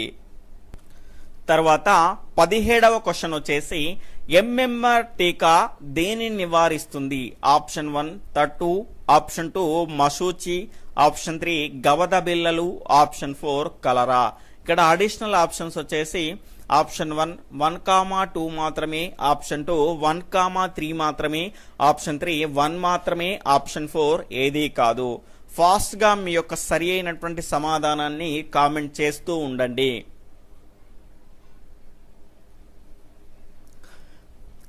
ఇక్కడ దీని యొక్క సరైనటువంటి సమాధానం వచ్చేసి ఆప్షన్ 2 1,3 అండి. ఇక్కడ ఎంఎంఆర్ టీకా అనేది దేన్ని నివారిస్తుంది అంటే తట్టు మరియు గవద బిల్లల్ని నివారిస్తుంది గమనించాలి. ఇక్కడ చూసుకుంటే దీని ద్వారా వ్యాపిస్తుంది అంటే వాహకం వచ్చేసి గాలి అండి. ఇది దేని ద్వారా వస్తుంది అంటే వైరస్ ద్వారా వస్తుంది గమనించాలి. క్రింది వాటిలో సరైనవి ఏవి? ఇక్కడ చూసుకుంటే స్టేట్మెంట్ 1 వైరస్లు సజీవ కణం బయట ఉన్నప్పుడు నిర్జీవులుగా ప్రవర్తిస్తాయి. స్టేట్మెంట్ 2 అవి అతిదేహి కణాలలో ప్రత్యుత్పత్తి జరుపుతున్నప్పుడు సజీవులుగా ప్రవర్తించును. ఇక్కడ చూసుకుంటే ఆప్షన్ 1 1,2, ఆప్షన్ 2 1 మాత్రమే, ఆప్షన్ 3 2 మాత్రమే, ఆప్షన్ 4 ఏదీ కాదు.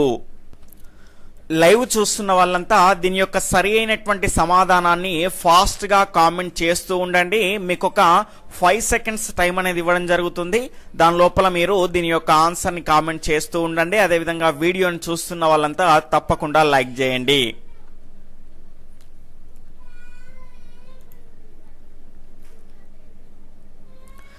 ఇక్కడ చూసుకుంటే దీని యొక్క సరి అయినటువంటి సమాధానం వచ్చేసి ఆప్షన్ 1, 1, 2 ఇవి రెండు కూడా సరి అయినవే.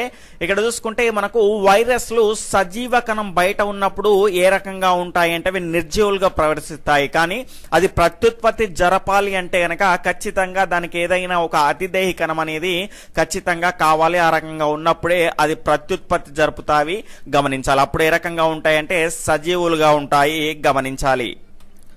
తర్వాత రెండవ క్వశ్చన్ వచ్చేసి క్రింది వాటిలో వైరస్ వలన కలగని వ్యాధి ఏది? ఇక్కడ ఆప్షన్ 1 జలుబు, ఆప్షన్ 2 స్వైన్ ఫ్లూ, ఆప్షన్ 3 కండ్ల కలక, ఆప్షన్ 4 క్షయ.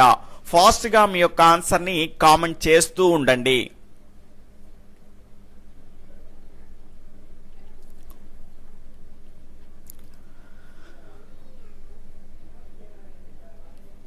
ఇక్కడ చూసుకుంటే దీని యొక్క సరి అయినటువంటి సమాధానం వచ్చేసి ఆప్షన్ 4 క్షయ అండి. క్రింది వాటిలో వైరస్ వలన కలగని వ్యాధి అన్నాం. ఇక్కడ చూసుకుంటే జలుబు, దాని తర్వాత స్వైన్ ఫ్లూ, దాని తర్వాత కండ్ల కలక ఇవన్నీ కూడా వైరస్ ద్వారా వచ్చేటువంటి వ్యాధులు. ఇక్కడ చూసుకుంటే మనకి ఇక్కడ జాగ్రత్తగా గమనిస్తే క్షయ అనేది మనకు బ్యాక్టీరియా ద్వారా వచ్చేటువంటి వ్యాధి, గమనించాలి. తర్వాత మూడవ క్వశ్చన్ వచ్చేసి క్రింది వాటిలో ప్రోటోజోవా వల్ల కలగని వ్యాధులు ఏవి? ఇక్కడ option 1 malaria, option 2 amoebiasis, option 3 tuberculosis, option 4 వచ్చేసి డయేరియా. ఇక్కడ అడిషనల్ ఆప్షన్స్ వచ్చేసి ఆప్షన్ 1 3, 4 మాత్రమే, ఆప్షన్ 2 1, 2 మాత్రమే, ఆప్షన్ 3 1, 4 మాత్రమే, ఆప్షన్ 4 వచ్చేసి 2, 3 మాత్రమే. ఫాస్ట్ గా మీ యొక్క ఆన్సర్ ని కామెంట్ చేస్తూ ఉండండి.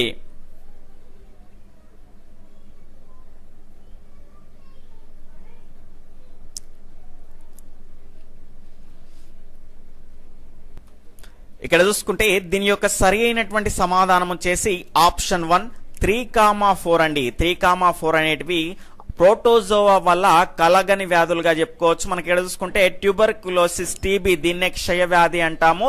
దాని తర్వాత 4వది డయేరియా. ఇవి రెండు కూడా మనకు దేని ద్వారా వస్తాయి అంటే బ్యాక్టీరియా ద్వారా వస్తాయి. ఇక్కడ చూసుకుంటే మలేరియా, అమీబియాస్ ఇవేంటి అంటే ప్రోటోజోవా వల్ల వచ్చేటువంటి వ్యాధులు. తరువాత 4వ క్వశ్చన్ వచ్చేసి క్రింది వాటిలో బ్యాక్టీరియాల ద్వారా కలిగే వ్యాధి కానిదేది? ఇక్కడ ఆప్షన్ 1 క్షయ, ఆప్షన్ 2 కుష్టు, ఆప్షన్ 3 టైఫాయిడ్, ఆప్షన్ 4 వచ్చేసి తట్టు. ఫాస్ట్ గా మీ యొక్క సరి అయినటువంటి సమాధానాన్ని కామెంట్ చేస్తూ ఉండండి.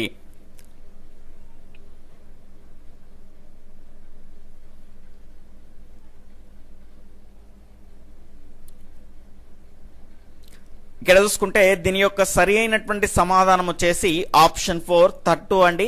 ఇక్కడ జాగ్రత్తగా గమనిస్తే బ్యాక్టీరియాల ద్వారా కలిగే వ్యాధి కానిదేది అన్నాను, అంటే బ్యాక్టీరియా ద్వారా కలగని వ్యాధి. ఇక్కడ చూసుకుంటే బ్యాక్టీరియా ద్వారా కలగని వ్యాధి ఏంటి అంటే ఇందులో తట్టు అండి. తట్టు అనేది మనకు వైరస్ ద్వారా వస్తుంది.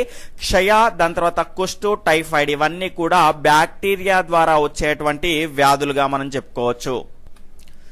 తర్వాత 5వ క్వశ్చన్ వచ్చేసి యాంటోనీ వాన్ లీవెన్హక్ తయారు చేసినటువంటి సూక్ష్మదర్శిని యొక్క ప్రత్యేకత ఏమిటి? ఇక్కడ చూసుకుంటే ఆప్షన్ 1 వస్తువుని 300 రెట్లు పెద్దదిగా చూడగలగడం, ఆప్షన్ 2 వస్తువుని 300 రెట్లు చిన్నదిగా చూడగలగడం, ఆప్షన్ 3 వచ్చేసి ఇందులో ఒకే ఒక కటకం అనేది ఉండును, ఆప్షన్ 4 వచ్చేసి 1 and 3.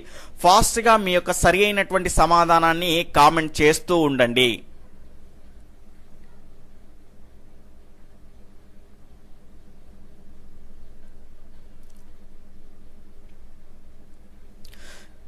ఇక్కడ చూసుకుంటే దీని యొక్క సరి అయినటువంటి సమాధానం వచ్చేసి ఆప్షన్ 4 1 and 3 అండి. ఇక్కడ చూసుకుంటే యాంటోనీ వాన్ లీవెన్హక్ తయారు చేసినటువంటి సూక్ష్మదర్శిని యొక్క ప్రత్యేకత ఏంటి అంటే ఇందులో ఒకే ఒక కటకం అనేది ఉంటుంది. దాని యొక్క ప్రత్యేకత ఏంటి అంటే వస్తువుని 300 రెట్లు పెద్దదిగా చేసి చూడగలిగేటువంటి ప్రత్యేకత దానికి ఉంది. కాబట్టి ఆయన అనేకమైనటువంటి సూక్ష్మ జీవులను చూడగలిగి దానికి సంబంధించినటువంటి ఉనికిని తెలియజేయగలిగాడు, గమనించాలి. అందుకే ఏమంటారు అంటే ద ఫాదర్ ఆఫ్ మైక్రోస్కోపిక్ అంటారు. తర్వాత 6వ క్వశ్చన్ వచ్చేసి మొదటగా ఎనీ మాలిక్యూల్స్ గా పిలువబడి తరువాత కాలంలో ఇలా పిలువబడుతున్నాయి? Option 1 bacteria, option 2 virus, option 3 శిలీంధ్రాలు, ఆప్షన్ 4 శైవలాలు.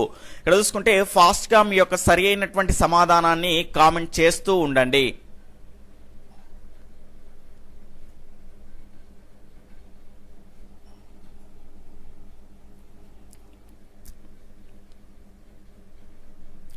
ఇక్కడ చూసుకుంటే దీని యొక్క సరి అయినటువంటి సమాధానం వచ్చేసి ఆప్షన్ 1 బ్యాక్టీరియా అండి.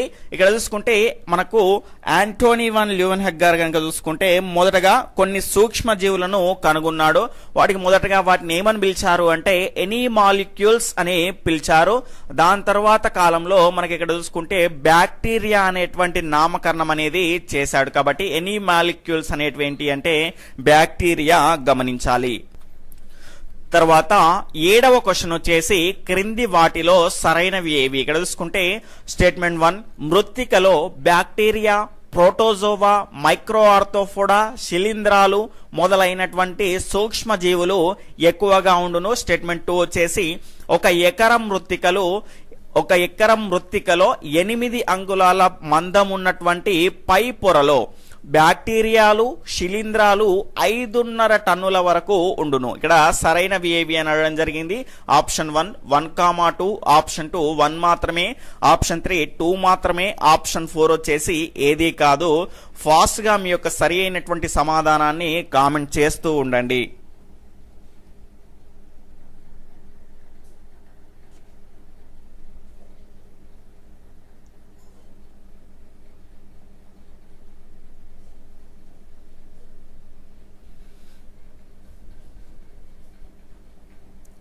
ఇక్కడ చూసుకుంటే దీని యొక్క సరి అయినటువంటి సమాధానం వచ్చేసి ఆప్షన్ 1 1,2 ఇవి రెండు కూడా సరి అయినవే. ఇక్కడ చూసుకుంటే మనకు 1,2 ఎందుకు సరి అయినవి అంటే మృత్తిక అంటే నేలలో కనుక చూసుకుంటే మనకు ఏమేమి ఉంటాయి అంటే బ్యాక్టీరియా, ప్రోటోజోవా, మైక్రో ఆర్థోఫోడా, శిలీంధ్రాలు మొదలైనటువంటి సూక్ష్మజీవులు అనేటివి ఉంటాయి.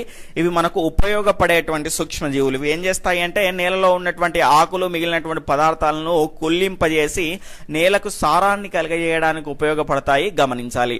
ఒక ఎకరం మృత్తికలో గనక చూసుకుంటే 8 అంగుళాల పైపొర మందం ఉన్నటువంటి పైపొరలో గనక చూసుకుంటే మనకు బ్యాక్టీరియాలు, శిలీంధ్రాలు 5.5 టన్నుల వరకు ఉంటాయి. ఇక్కడ చూసుకుంటే కొంతమందికి చాలా మందికి డౌట్ ఉండొచ్చు, 5.5 టన్నులు ఉంది, కొన్ని బుక్కుల్లో 1/2 టన్నులు అని ఉంది. కావాలనే క్వశ్చన్ అనేది ఇవ్వడం జరిగింది. ఇలాంటి మనకు కన్ఫ్యూజన్ గా ఉన్నటువంటి క్వశ్చన్స్ అనేటివి రావు, వచ్చినా కూడా మనకు అక్కడ నుండి మార్క్ అనేది పడుతుంది. కాబట్టి ఇక్కడ చూసుకుంటే మనకు పాత బుక్స్ అంటే 2017 కంటే ముందు బుక్స్, దాని తర్వాత నేను వాడేదైతే ప్రజెంట్ గా 2018 బుక్ అండి, 2018 ఎడిషన్. అందులో ఇక్కడ చూసుకుంటే 5.5 టన్నులు అనేది ఉంది. తర్వాత పాత బుక్స్ 2015, 16 ఈ రకమైనటువంటి టెక్స్ట్ బుక్స్ కనుక చూస్తే కనుక అందులో 1/2 టన్ను అని ఉంది. గమనించాలి. 5.5 టన్నులు అనేది కొత్త బుక్ లో ఉంది. గమనించాలి. ఇలాంటి కన్ఫ్యూజన్ గా ఉన్నటువంటి క్వశ్చన్స్ అనేటివి రావు. ఒకవేళ వచ్చినా కూడా దానికి మార్క్ అనేది మనకు వస్తుంది ఎగ్జామ్ లో. గమనించాలి. తర్వాత 8వ క్వశ్చన్ వచ్చేసి టొబాకో మొసాయిక్ అనేది ఒక option 1 bacteria, option 2 virus, option 3 శిలీంధ్రాలు, ఆప్షన్ 4 వచ్చేసి శైవలాలు. ఫాస్ట్ గా మీ యొక్క సరి అయినటువంటి సమాధానాన్ని కామెంట్ చేస్తూ ఉండండి.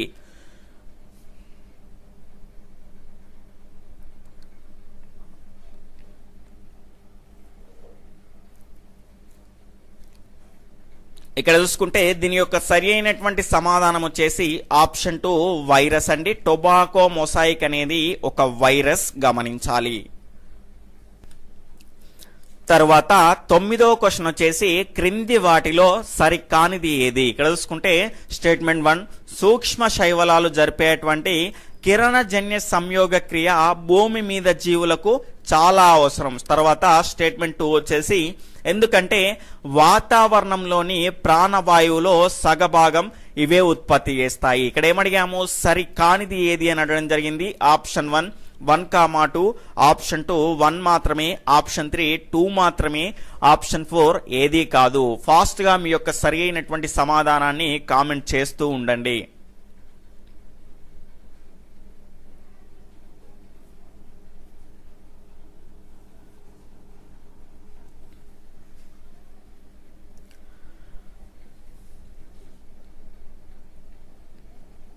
ఇక్కడ చూసుకుంటే దీని యొక్క సరి అయినటువంటి సమాధానం వచ్చేసి ఆప్షన్ 4 ఏది కాదండి.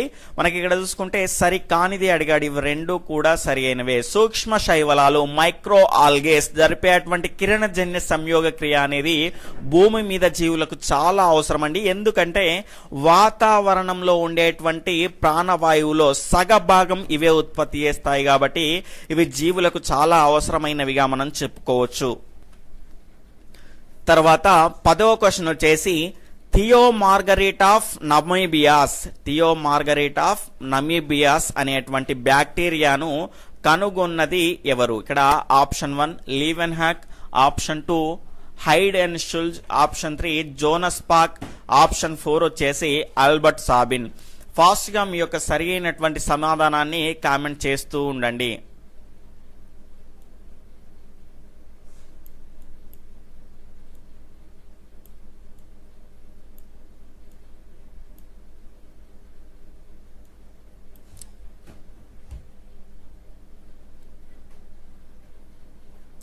ఇక్కడ చూసుకుంటే దీని యొక్క సరి అయినటువంటి సమాధానం వచ్చేసి ఆప్షన్ 2 హైడ్ అండ్ షుల్జ్ అండి.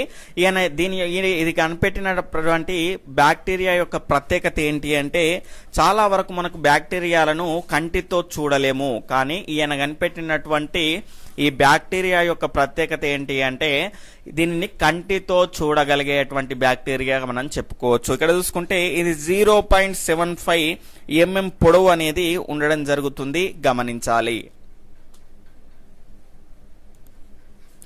తర్వాత 11వ క్వశ్చన్ వచ్చేసి మైదా పిండికి ఈస్ట్ కలపడం ద్వారా కొద్దిసేపటికి మైదా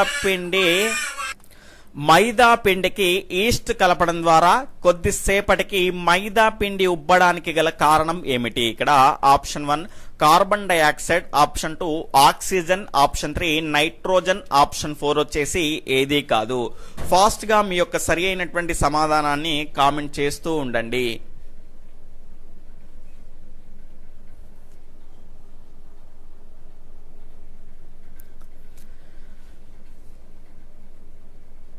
ఇక్కడ చూసుకుంటే దీని యొక్క సరి అయినటువంటి సమాధానం వచ్చేసి ఆప్షన్ 1 కార్బన్ డైఆక్సైడ్ అండి. మైదా పిండికి ఈస్ట్ ను కలపడం ద్వారా కొద్దిసేపటికి అందులో కార్బన్ డైఆక్సైడ్ అనేది ఫామ్ అవుతుంది. కాబట్టి ఏమవుతుంది అంటే అది మైదా పిండి ఉబ్బినట్టుగా మనకు కనిపిస్తుంది. ఆ ఉబ్బడానికి గల కారణం ఏంటి అంటే కార్బన్ డైఆక్సైడ్, గమనించాలి.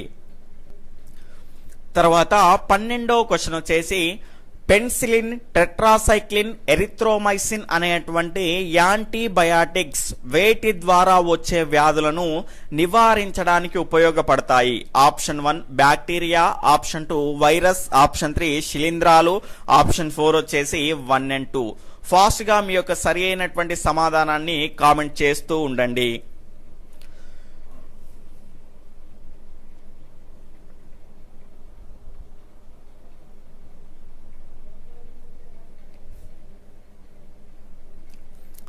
ఇక్కడ చూసుకుంటే దీని యొక్క సరి అయినటువంటి సమాధానం వచ్చేసి ఆప్షన్ 1 బ్యాక్టీరియా అండి. పెన్సిలిన్, టెట్రాసైక్లిన్, ఎరిథ్రోమైసిన్ అనేటువంటి యాంటీబయాటిక్స్ అనేటివి మనకు బ్యాక్టీరియా ద్వారా వచ్చేటువంటి వ్యాధులను నివారించడానికి ఉపయోగపడతాయి, గమనించాలి. తర్వాత 13వ క్వశ్చన్ వచ్చేసి క్రింది వాటిలో సరైనవి ఏవి? ఇక్కడ చూసుకుంటే స్టేట్మెంట్ 1 డాక్టర్ జోనస్ పాక్ 1952లో పోలియో చుక్కల మందును కనుగొన్నాడు. స్టేట్మెంట్ 2 వచ్చేసి డాక్టర్ ఆల్బర్ట్ సాబిన్ పోలియో టీకాను 1957లో కనుగొన్నాడు. ఇక్కడ ఏమడిగాడు? సరైనవి ఏవి అని అడగడం జరిగింది. ఆప్షన్ 1 1,2, ఆప్షన్ 2 1 మాత్రమే, ఆప్షన్ 3 2 మాత్రమే, ఆప్షన్ 4 ఏది కాదు. ఫాస్ట్ గా మీ యొక్క సరి అయినటువంటి సమాధానాన్ని కామెంట్ చేస్తూ ఉండండి.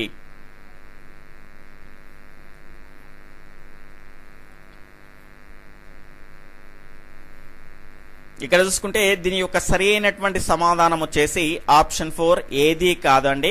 ఇక్కడ చూసుకుంటే డాక్టర్ జోనస్ పాక్ గనక చూసుకుంటే మనకు పోలియో చుక్కల టీకాను కనుక్కున్నాడు. ఎప్పుడు? 1952వ సంవత్సరంలో. ఈయన పేటెంట్ రైట్స్ ని కూడా తీసుకోలేదు, ఉచితంగా అందించామని మనకి ఈయన పేటెంట్ రైట్స్ ని కూడా తీసుకోలేదు. తర్వాత డాక్టర్ ఆల్బర్ట్ సాబిన్ ఏమో పోలియో చుక్కల మందును కనుగొన్నాడు. ఎప్పుడు కనుక్కున్నాడు అంటే 1957 సంవత్సరంలో గమనించాలి. ప్రస్తుతం మనకి ఇక్కడ చూసుకుంటే టీకాను వాడడం లేదు, పోలియో చుక్కల మందులనే వాడుతున్నాము, గమనించాలి.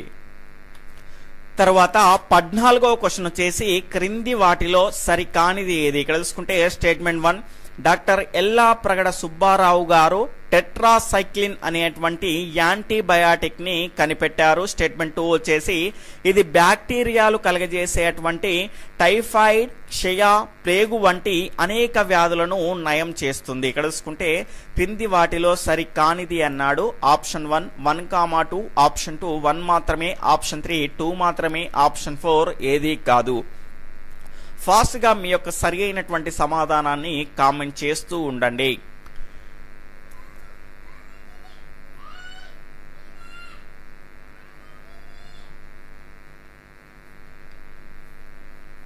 ఇక్కడ చూసుకుంటే దీని యొక్క సరి అయినటువంటి సమాధానం వచ్చేసి ఆప్షన్ 4 ఏది కాదు అండి.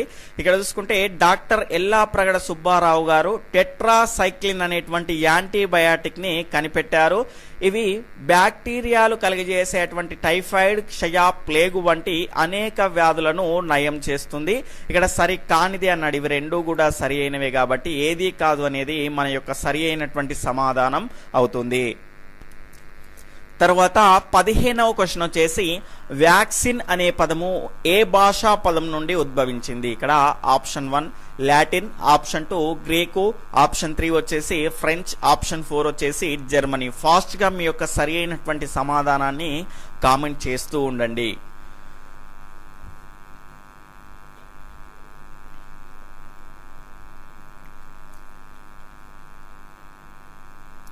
ఇక్కడ చూసుకుంటే దీని యొక్క సరైనటువంటి సమాధానం వచ్చేసి ఆప్షన్ 1 లాటిన్ అండి. వ్యాక్సిన్ అనేటువంటి పదం అనేది ఇక్కడ చూసుకుంటే వాకా అనేటువంటి లాటిన్ భాషా పదం నుంచి ఉద్భవించింది. సంపూర్ణ ఎత్తుకు సూత్రం ఏమిటి? ఆప్షన్ 1 ప్రస్తుత ఎత్తు సెంటీమీటర్లలో బై ఉన్నటువంటి పూర్తి ఎత్తు శాతము ఇంటూ 100. ఆప్షన్ 2 ఉండవలసిన ఎత్తు సెంటీమీటర్లలో బై ప్రస్తుత ఎత్తు శాతము ఇంటూ 100. ఆప్షన్ 3 ప్రస్తుత ఎత్తు సెంటీమీటర్లలో బై ఉండవలసిన పూర్తి ఎత్తు శాతము ఇంటూ 100. ఆప్షన్ 4 ఏది కాదు. ఫాస్ట్ గా లైవ్ చూస్తున్న వాళ్ళంతా దీని యొక్క సరి అయినటువంటి సమాధానాన్ని ఫాస్ట్ గా కామెంట్ చేస్తూ ఉండండి. మీకు 10 సెకండ్స్ టైం అనేది ఉండడం జరుగుతుంది, గమనించాలి.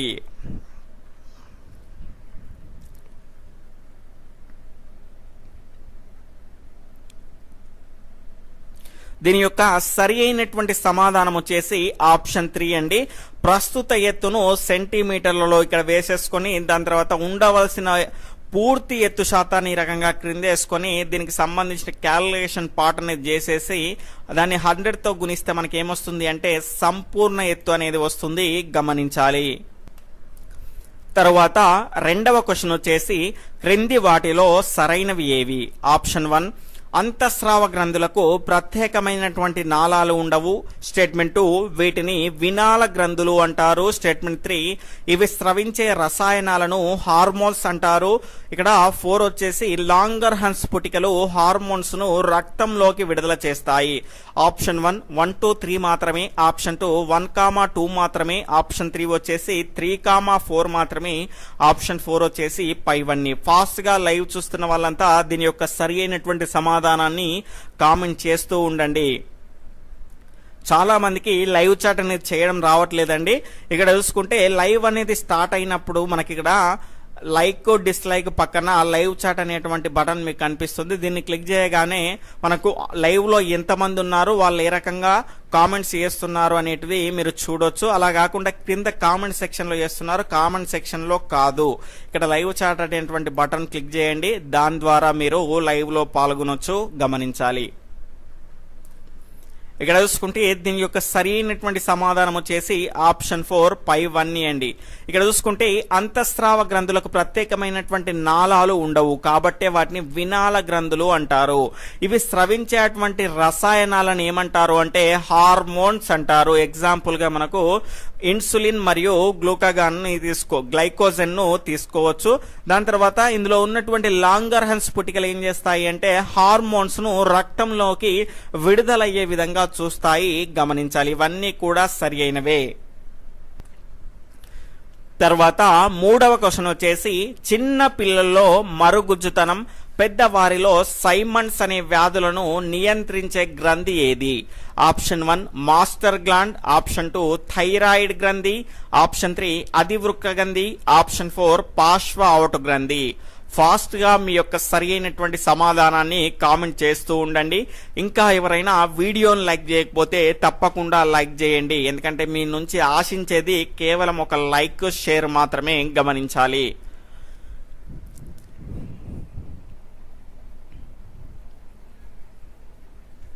దీని యొక్క సరి అయినటువంటి సమాధానం వచ్చేసి ఆప్షన్ 1 మాస్టర్ గ్లాండ్ అండి. దీన్ని మనం పీయూష గ్రంథి అంటాము. పీయూష గ్రంథి స్రవించేటువంటి హార్మోన్ వచ్చేసి మనకి ఇక్కడ గ్రోత్ హార్మోన్ అండి. ఆ గ్రోత్ హార్మోన్ లోపం వల్ల ఏమవుతుంది అంటే చిన్న పిల్లల్లో మరుగుజ్జుతనం, పెద్దవారిలో సైమన్స్ అనేటువంటి వ్యాధులు వస్తాయి. కాబట్టి దాన్ని నియంత్రించేది మాస్టర్ గ్లాండ్ గా మనం చెప్పుకోవచ్చు. తర్వాత 4వ క్వశ్చన్ వచ్చేసి కౌమార దశలో సరికానిది ఏది? ఇక్కడ స్టేట్మెంట్ 1 అమ్మాయిల గొంతు బొంగురుగా మారును, ఆప్షన్ 2 వచ్చేసి అబ్బాయిల గొంతు సన్నగా మారును. ఇక్కడ సరికానిది ఏది అని అడగడం జరిగింది. ఆప్షన్ 1, 2, ఆప్షన్ 2 1 మాత్రమే, ఆప్షన్ 3 2 మాత్రమే, ఆప్షన్ 4 ఏది కాదు. ఫాస్ట్ గా మీ యొక్క సరి అయినటువంటి సమాధానాన్ని కామెంట్ చేస్తూ ఉండండి.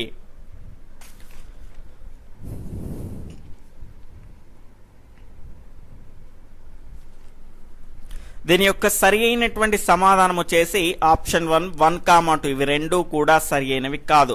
ఎందుకు అంటే కౌమార దశలో కనుక చూసుకుంటే అమ్మాయిల గొంతు వచ్చేసి సన్నగా, అంటే గొంతు సన్నగా కాదు, దానిలో నుంచి వచ్చేటువంటి వాయిస్ అనేది సన్నగా ఉంటుంది. తర్వాత అబ్బాయిల గొంతు వచ్చేసి బొంగురుగా ఉంటుంది.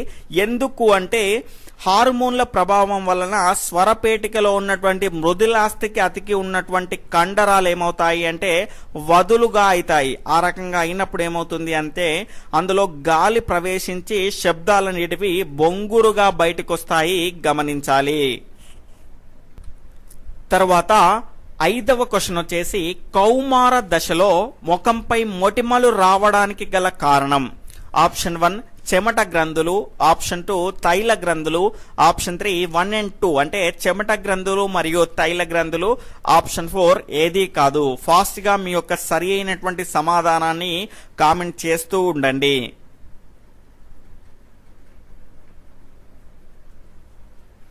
దీని యొక్క సరి అయినటువంటి సమాధానం వచ్చేసి ఆప్షన్ 3 1 and 2 అండి. కౌమార దశలో కనుక చూసుకుంటే చెమట గ్రంథులు, తైల గ్రంథులు అనేటివి చాలా యాక్టివ్ గా, చురుకుగా పనిచేస్తూ ఉంటాయి. కాబట్టి ఏమవుతుంది అంటే ఈ కారణం వల్ల మనకు కౌమార దశలో ముఖంపై మొటిమలు అనేటివి రావడం జరుగుతుంది. మరి దీన్ని నివారించాలి అంటే ఏం చేయాలి అంటే శుభ్రంగా మొహాన్ని కడుగుతూ ఉండాలి. ఆ జిడ్డు అనేది మొహం పైన పేరుకపోకుండా చూసుకునే విధంగా ఉంటే గనక వీటిని అధిగమించవచ్చు. తర్వాత 6వ క్వశ్చన్ వచ్చేసి క్రింది వాటిలో సరికానిది ఏది? ఇక్కడ స్టేట్మెంట్ 1 స్వరపేటికలో 9 మృదులాస్తులు ఉంటాయి. స్టేట్మెంట్ 2 వీటిలో థైరాయిడ్ మృదులాస్థి పెద్దగా ఉండును. ఆప్షన్ 1, 1, 2, ఆప్షన్ 2 1 మాత్రమే, ఆప్షన్ 3 2 మాత్రమే, ఆప్షన్ 4 ఏది కాదు.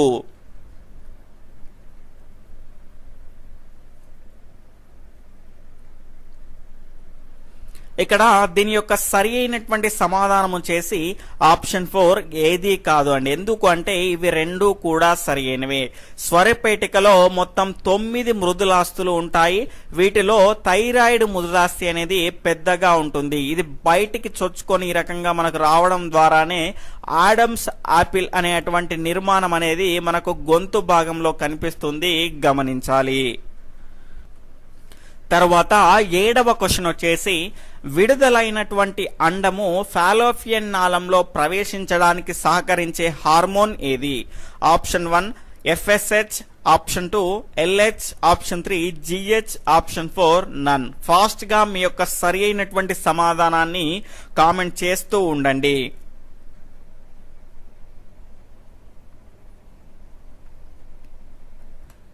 దీని యొక్క సరి అయినటువంటి సమాధానం వచ్చేసి ఆప్షన్ 2 ఎల్హెచ్ హార్మోన్ అండి. ఈ ఎల్హెచ్ హార్మోన్ అబ్రివేషన్ కనుక చూసుకుంటే ల్యూటినైజింగ్ హార్మోన్ అంటాము. ఇది ఏం చేస్తుంది అంటే విడుదలైనటువంటి అండాన్ని ఫాలోపియన్ నాళంలో ప్రవేశించడానికి ఉపయోగపడుతుంది. అదేవిధంగా దీన్ని స్రవించేటువంటి గ్రంథి ఏది అంటే పీయూష గ్రంథి. అదేవిధంగా మనకి ఇక్కడ ఎఫ్ఎస్హెచ్ అంటే ఏంటి అంటే పాలికిల్ స్టిమ్యులేటింగ్ హార్మోన్, అదేవిధంగా జిహెచ్ అంటే గ్రోత్ హార్మోన్. వీటన్నిటిని కూడా పీయూష గ్రంథి స్రవిస్తుంది, గమనించాలి. తర్వాత 8వ క్వశ్చన్ వచ్చేసి క్రింది వాటిలో సరికానిది ఏది? ఇక్కడ స్టేట్మెంట్ 1 జిహెచ్ మిగిలిన అంతఃస్రావ గ్రంథులను ఉత్తేజపరిచే పెరుగుదలను ప్రోత్సహిస్తుంది. స్టేట్మెంట్ 2 ఎఫ్ఎస్హెచ్ హార్మోన్ అండం ఉత్పత్తికి అవసరమయ్యే టెస్టోస్టిరాన్ ను ప్రేరేపిస్తుంది. ఇక్కడ ఆప్షన్ 1 1,2, ఆప్షన్ 2 1 మాత్రమే, ఆప్షన్ 3 2 మాత్రమే, ఆప్షన్ 4 ఏది కాదు. ఫాస్ట్ గా మీ యొక్క సరి అయినటువంటి సమాధానాన్ని కామెంట్ చేస్తూ ఉండండి.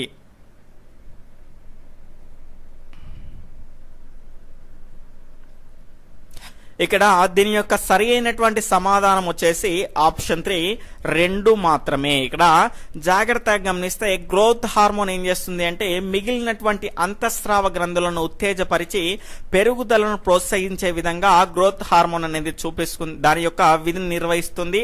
అదేవిధంగా మనకు పాలికిల్ స్టిమ్యులేటింగ్ హార్మోన్ కనుక చూసుకుంటే కనుక అండం ఉత్పత్తికి అవసరమయ్యేటువంటి టెస్టోస్టిరాన్ కాదండి, ఈస్ట్రోజన్ ను ప్రేరేపిస్తుంది. టెస్టోస్టిరాన్ అనేది శుక్ర కణాలను ప్రేరేపించేటువంటి హార్మోన్ గా మనం చెప్పుకోవచ్చు. కాబట్టి ఆప్షన్ 3 2 అనేది సరైనది కాదు. తర్వాత 9వ క్వశ్చన్ వచ్చేసి స్త్రీలలో అండాల విడుదల, పిండ ప్రతిస్థాపన, ఋతుచక్రం నియంత్రణ, ద్వితీయ లైంగిక లక్షణాలు పెంపొందించే హార్మోన్లు. Option 1 oestrogen, option 2 progesterone, option 3 testosterone, option 4 వచ్చేసి 1 and 2 అంటే ఈస్ట్రోజన్ మరియు ప్రొజెస్టిరాన్. ఫాస్ట్ గా మీ యొక్క సరి అయినటువంటి సమాధానాన్ని కామెంట్ చేస్తూ ఉండండి. ఇంకా ఎవరైనా కొత్తగా మన ఛానల్ చూస్తూ ఉన్నట్లయితే తప్పకుండా లైక్ చేయండి. రెడ్ కలర్ లో ఉన్నటువంటి సబ్స్క్రైబ్ బటన్ క్లిక్ చేసుకుంటేనే మరిన్ని వీడియోలను మీరు పొందగలుగుతారు.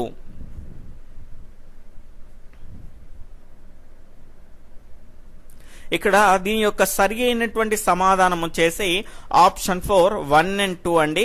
ఈస్ట్రోజన్ మరియు ప్రొజెస్టిరాన్ ఏం చేస్తాయి అంటే స్త్రీలలో అండాల విడుదల, పిండ ప్రతిస్థాపన, ఋతుచక్రం నియంత్రణ, అదేవిధంగా ద్వితీయ లైంగిక లక్షణాలను పెంపొందించేటువంటి హార్మోన్లుగా మనము ఈస్ట్రోజన్ మరియు ప్రొజెస్టిరాన్ ని చెప్పుకోవచ్చు. అదేవిధంగా టెస్టోస్టిరాన్ అనేది మనకి ఇక్కడ చూసుకుంటే శుక్ర కణాల ఉత్పత్తిని పెంచేటువంటి హార్మోన్ గా మనకు చెప్పుకోవచ్చు.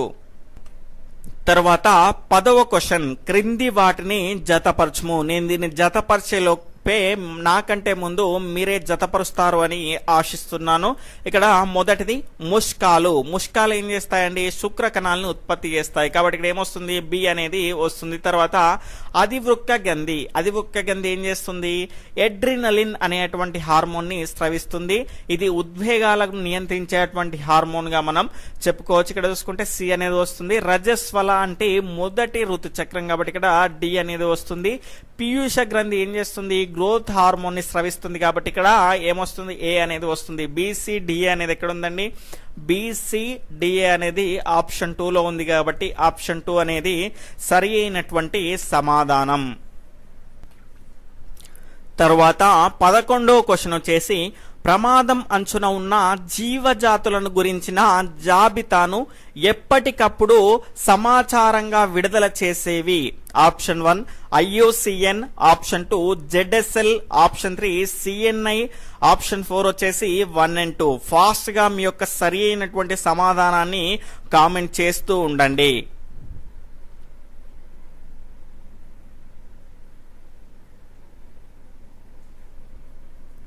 ఇక్కడ దీని యొక్క సరైనటువంటి సమాధానం వచ్చేసి ఆప్షన్ 4 అండి. 1 and 2 అనేటివి సరి అయినవి. ఇక్కడ ప్రమాదం అంచున ఉన్నటువంటి జీవజాతులను గురించిన జాబితాను ఎప్పటికప్పుడు సమాచారంగా విడుదల చేసేటివి ఏంటి అంటే IUCN మరియు ZSL అనేటువంటి సంస్థలు.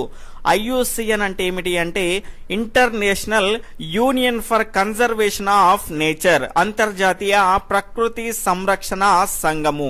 అదేవిధంగా ZSL అంటే ఏంటి అంటే zoological society of London, JSL గా మనం చెప్పుకోవచ్చు. ఇవి ఏం చేస్తాయంటే ప్రమాదం అంచున ఉన్న జీవజాతులను గురించిన జాబితాను ఎప్పటికప్పుడు సమాచారంగా విడుదల చేస్తూ ఉంటాయి, గమనించాలి. తర్వాత 12వ క్వశ్చన్ వచ్చేసి క్రింది వాటిలో సరికానిది ఏది? ఇక్కడ స్టేట్మెంట్ 1, అంతరించిపోతున్న జంతువులు మరియు మొక్కల గురించి పుస్తక రూపంలో ప్రచురించేవి WWF IUWC. స్టేట్మెంట్ 2, ఈ పుస్తకాలను రెడ్ టెక్స్ట్ బుక్ లేదా రెడ్ డేటా బుక్ అని అంటారు. ఇక్కడ ఆప్షన్ 1 1,2, ఆప్షన్ 2 1 మాత్రమే, ఆప్షన్ 3 2 మాత్రమే, ఆప్షన్ 4 ఏది కాదు. ఫాస్ట్ గా మీ యొక్క సరి అయినటువంటి సమాధానాన్ని కామెంట్ చేస్తూ ఉండండి. అదేవిధంగా వీడియోని ఇంకా ఎవరైనా లైక్ చేయకపోతే ఖచ్చితంగా లైక్ చేయండి.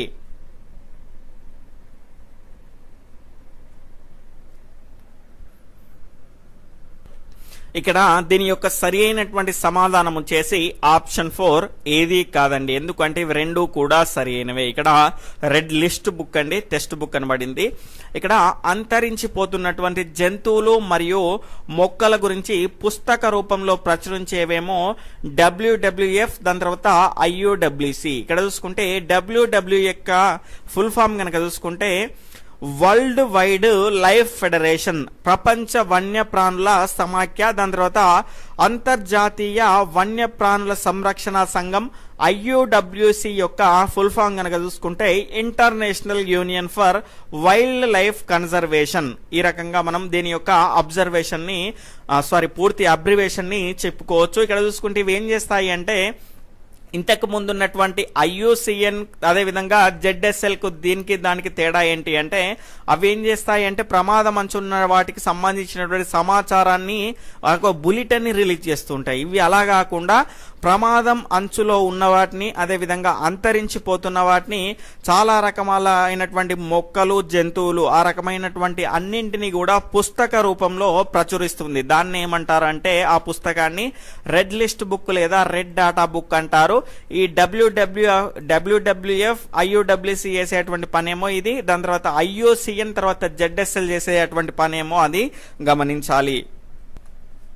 తర్వాత 13వ క్వశ్చన్ వచ్చేసి క్రింది వాటిలో సరైనవి ఏవి? ఇక్కడ స్టేట్మెంట్ 1, ఒక ప్రత్యేకమైన ప్రాంతానికి పరిమితమై ఉండే వృక్ష జంతు జాతులను ఎండమిక్ జాతులు అంటారు. స్టేట్మెంట్ 2, కంగారు, ఆస్ట్రేలియా, కివి న్యూజిలాండ్ కి చెందినటువంటి జీవులు. ఇక్కడ ఆప్షన్ 1 1,2, ఆప్షన్ 2 1 మాత్రమే, ఆప్షన్ 3 2 మాత్రమే, ఆప్షన్ 4 వచ్చేసి ఏది కాదు.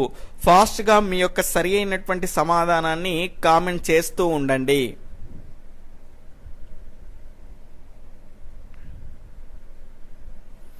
ఇక్కడ దీని యొక్క సరి అయినటువంటి సమాధానం వచ్చేసి ఆప్షన్ 1 1,2 రెండు కూడా సరి అయినవే. ప్రత్యేకమైనటువంటి ప్రాంతానికి పరిమితమై ఉండే వృక్ష జంతు జాతులను ఎండమిక్ జాతులు అంటారు. కంగారు అనేది ఆస్ట్రేలియాకు, అదేవిధంగా కివి అనేది న్యూజిలాండ్ కు చెందినటువంటి జీవులుగా చెప్పుకోవచ్చు, అంటే ఎండమిక్ జాతులుగా మనం చెప్పుకోవచ్చు.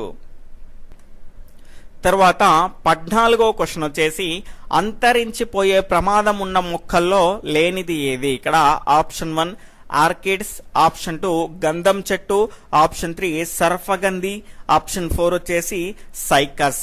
ఇక్కడ అడిషనల్ ఆప్షన్స్ వచ్చేసి 1 1,2 మాత్రమే, 2 2,4 మాత్రమే, 3 4 మాత్రమే, ఆప్షన్ 4 వచ్చేసి ఏది కాదు. ఫాస్ట్ గా మీ యొక్క ఆన్సర్ ని కామెంట్ చేస్తూ ఉండండి.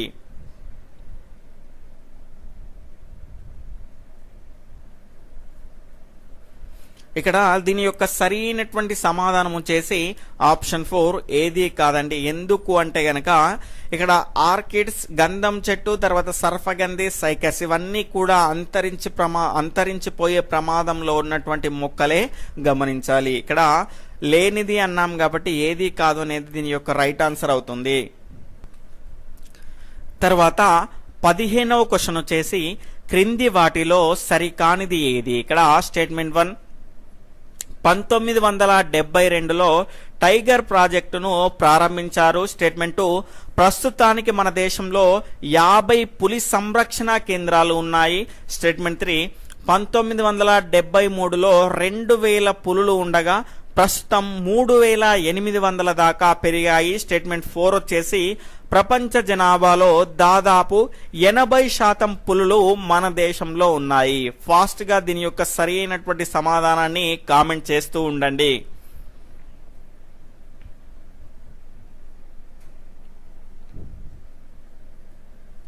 ఇక్కడ దీని యొక్క సరి అయినటువంటి సమాధానం వచ్చేసి ఆప్షన్ 4 అండి.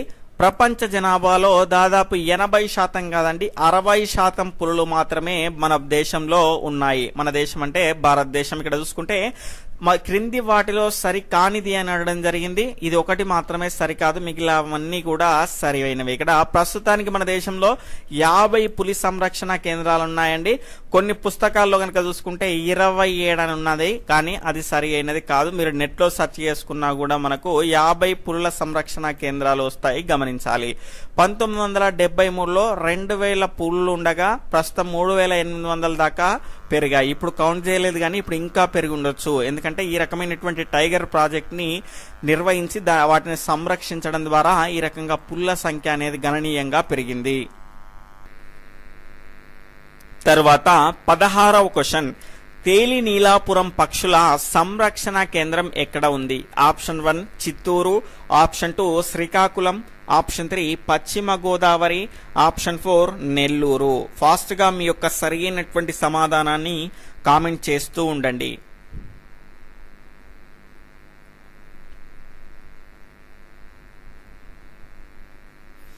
ఇక్కడ దీని యొక్క సరి అయినటువంటి సమాధానం వచ్చేసి ఆప్షన్ 2 శ్రీకాకుళం జిల్లాలో తేలి నీలాపురం పక్షుల సంరక్షణ కేంద్రం అనేది ఉంది. ఇక్కడ మనం వేటిని ఎక్కువగా చూడొచ్చు అంటే సైబీరియా కొంగల్ని మనం ఎక్కువగా చూడొచ్చు, గమనించాలి. తర్వాత 17వ క్వశ్చన్ వచ్చేసి కోరింగా జంతు సంరక్షణ కేంద్రం ఎక్కడ ఉంది? ఇక్కడ ఆప్షన్ 1 తూర్పు Godavari, option 2 Krishna, option 3 Nellore, option 4 Guntur. Fast గా మీ యొక్క సరి అయినటువంటి సమాధానాన్ని కామెంట్ చేస్తూ ఉండండి.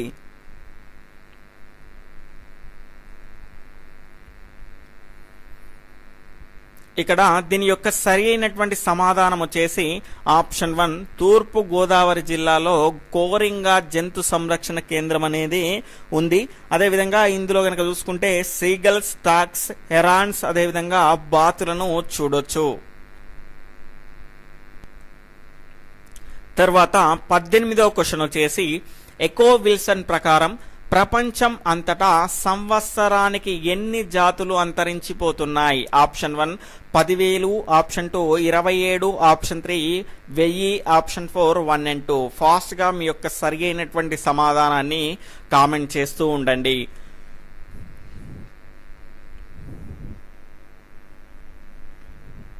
ఇక్కడ చూసుకుంటే దీని యొక్క సరి అయినటువంటి సమాధానం వచ్చేసి ఆప్షన్ 1 అండి, 10,000 అండి. మనకి ఇక్కడ ఎకో విల్సన్ ప్రకారం ప్రపంచం అంతటా సంవత్సరానికి 10,000 జాతులు అంతరించిపోతున్నాయి. అదే ఒక రోజుకైతే గనక 27 జాతులు అంతరించిపోతున్నాయి. వాటన్నిటికీ మూల కారణము మనమే అండి, గమనించాలి. తర్వాత 19వ క్వశ్చన్ వచ్చేసి గరిష్టంగా జీవ వైవిధ్య నష్టం ఉన్న ప్రాంతాన్ని ఏ రంగులో సూచిస్తారు? ఆప్షన్ 1 నీలి రంగు, ఆప్షన్ 2 ఎరుపు రంగు, ఆప్షన్ 3 పసుపు రంగు, ఆప్షన్ 4 నలుపు రంగు. ఫాస్ట్ గా మీ యొక్క సరి అయినటువంటి సమాధానాన్ని కామెంట్ చేస్తూ ఉండండి.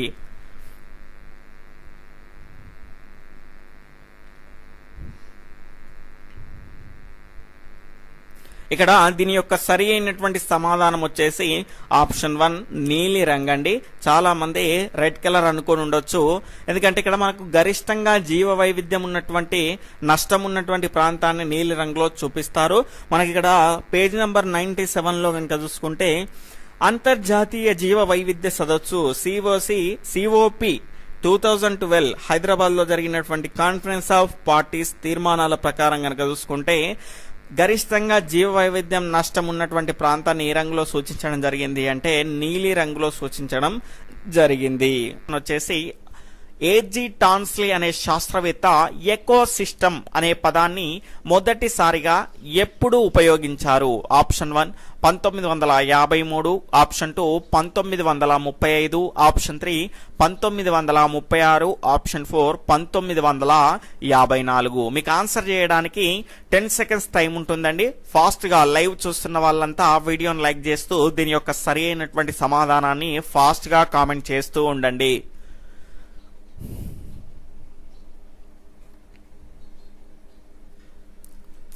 దీని యొక్క సరైనటువంటి సమాధానం ఆప్షన్ 2 1935 సంవత్సరంలో ఏజీ టాన్స్లీ అనేటువంటి శాస్త్రవేత్త ఎకోసిస్టమ్ ఆవరణ వ్యవస్థ అనేటువంటి పదాన్ని మొదటిసారిగా ఉపయోగించడం జరిగింది.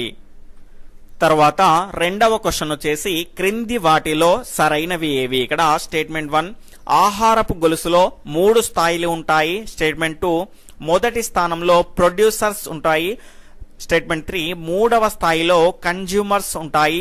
ఇక్కడ ఆప్షన్ 1 1,2 మాత్రమే, ఆప్షన్ 2 2,3 మాత్రమే, ఆప్షన్ 3 1,3 మాత్రమే, ఆప్షన్ 4 పైవన్నీ. ఫాస్ట్ గా మీ యొక్క సరి అయినటువంటి సమాధానాన్ని కామెంట్ చేస్తూ ఉండండి.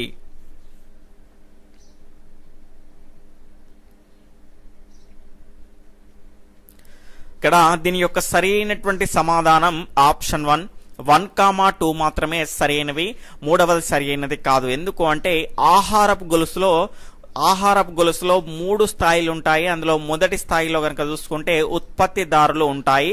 అదేవిధంగా వాటిని ఇంగ్లీష్ లో మనం ప్రొడ్యూసర్స్ అంటాము. తర్వాత రెండవ స్థాయిలో కనుక చూసుకుంటే శాకాహారులు, మాంసాహారులు, వీళ్ళ ఇద్దరిని కలిపి మనం ఏమంటాము అంటే ఉభయాహారులు లేదా వినియోగదారులు అని అంటాము. ఇక్కడ చూసుకుంటే అవి ఏ రకమైనటువంటి స్థాయిలో ఉంటాయి అంటే రెండవ స్థాయిలో కన్జ్యూమర్స్ వినియోగదారులు ఉంటారు. దాని తర్వాత మనకు మూడవ స్థాయిలో కనుక చూసుకుంటే విచ్ఛిన్నకారులు డీకంపోజర్స్ ఉంటాయి, గమనించాలి. తర్వాత మూడవ క్వశ్చన్ క్రింది వాటిలో సరైనవి ఏవి? ఇక్కడ స్టేట్మెంట్ 1 భూమి పైన విస్తరించిన ఆవరణ వ్యవస్థలో మ్యాంగ్రోవ్స్ ప్రముఖమైనవి. స్టేట్మెంట్ 2 ఇవి వెనక్కు తన్నిన సముద్రపు నీటితో నిండిన లోతు తక్కువ ప్రాంతాల్లో పెరుగును. స్టేట్మెంట్ 3 నదులు సముద్రాలు కలిసే చోట ఇవి పెరుగుతాయి. ఇక్కడ ఆప్షన్ 1 1,2 మాత్రమే, ఆప్షన్ 2 2,3 మాత్రమే, ఆప్షన్ 3 1,3 మాత్రమే, ఆప్షన్ 4 పైవన్నీ. ఫాస్ట్ గా మీ యొక్క సరి అయినటువంటి సమాధానాన్ని కామెంట్ చేస్తూ ఉండండి.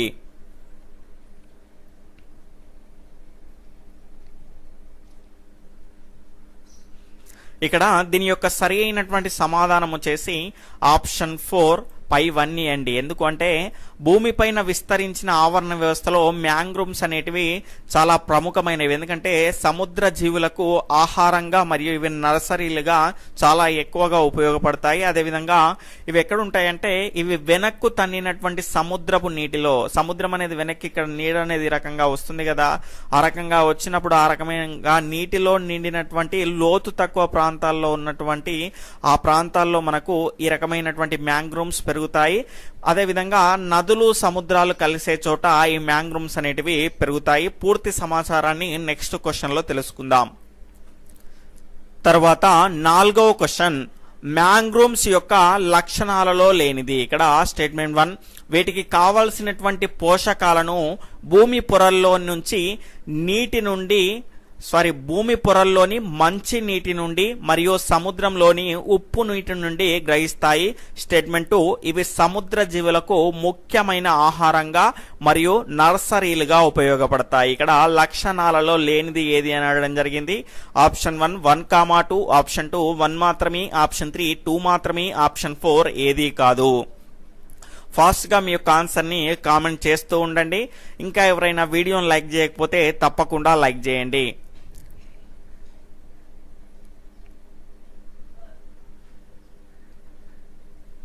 ఇక్కడ దీని యొక్క సరి అయినటువంటి సమాధానం వచ్చేసి ఆప్షన్ 4 ఏది కాదండి. ఎందుకంటే ఇవన్నీ కూడా మ్యాంగ్రూవ్స్ మడ అడవుల యొక్క లక్షణాలే. ఇక్కడ చూసుకుంటే వీటికి కావాల్సినటువంటి పోషకాలను భూమి పొరల్లోని మంచినీటి నుండి అదేవిధంగా సముద్రంలోని ఉప్పు నీటి అలల నుండి ఇవి గ్రహిస్తాయి. అదేవిధంగా సముద్ర జీవులకు ఇవి ముఖ్య ఆహారంగా ఉపయోగపడతాయి. ఇవి ప్రముఖమైనటువంటి వాణిజ్య పంటగా కూడా మనం చెప్పుకోవచ్చు. అదేవిధంగా నర్సరీలు కూడా ఇవి ఉపయోగపడతాయి కాబట్టి ఇవి ప్రముఖమైనటువంటి వాణిజ్య పంటగా మనం చెప్పుకోవచ్చు. తర్వాత 5వ క్వశ్చన్ క్రింది వాటిలో సరైనవి. స్టేట్మెంట్ 1, కోరింగా మ్యాంగ్రూవ్స్ విశాఖపట్నం దక్షిణ ప్రాంతం నుండి దాదాపు 250 కిలోమీటర్ల దూరం విస్తరించి ఉన్నాయి. స్టేట్మెంట్ 2, కోరింగా నది పేరు మీద వీటికి పేరు వచ్చింది. అంటే ఆ మ్యాంగ్రూవ్స్ కు కోరింగా మ్యాంగ్రూవ్స్ అని పేరు వచ్చింది. ఇక్కడ ఆప్షన్ 1 1,2, ఆప్షన్ 2 1 మాత్రమే, ఆప్షన్ 3 2 మాత్రమే, ఆప్షన్ 4 ఏది కాదు. ఫాస్ట్ గా మీ యొక్క సరి అయినటువంటి సమాధానాన్ని కామెంట్ చేస్తూ ఉండండి.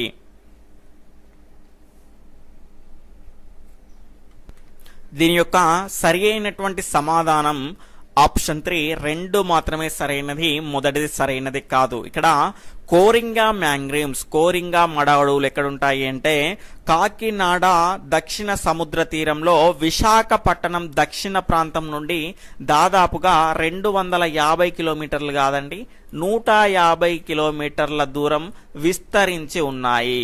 అదేవిధంగా కోరింగా అనేటువంటి నది పేరు మీదనే వీటికి కోరింగా మ్యాంగ్రూవ్స్ అనేటువంటి పేరు అనేది రావడం జరిగింది. 6వ క్వశ్చన్ కోరంగి మ్యాంగ్రూవ్స్ ఏ నదుల నుంచి నీటిని తీసుకుంటాయి? Option 1 Gautami, option 2 Godavari, option 3 Coringa, option 4 గాడేరు. ఇక్కడ అడిషనల్ ఆప్షన్స్ 1,2 మాత్రమే, 2,3 మాత్రమే, 3,4 మాత్రమే, 4 వచ్చేసి ఏది కాదు. ఫాస్ట్ గా మీ యొక్క సరి అయినటువంటి సమాధానాన్ని కామెంట్ చేస్తూ ఉండండి.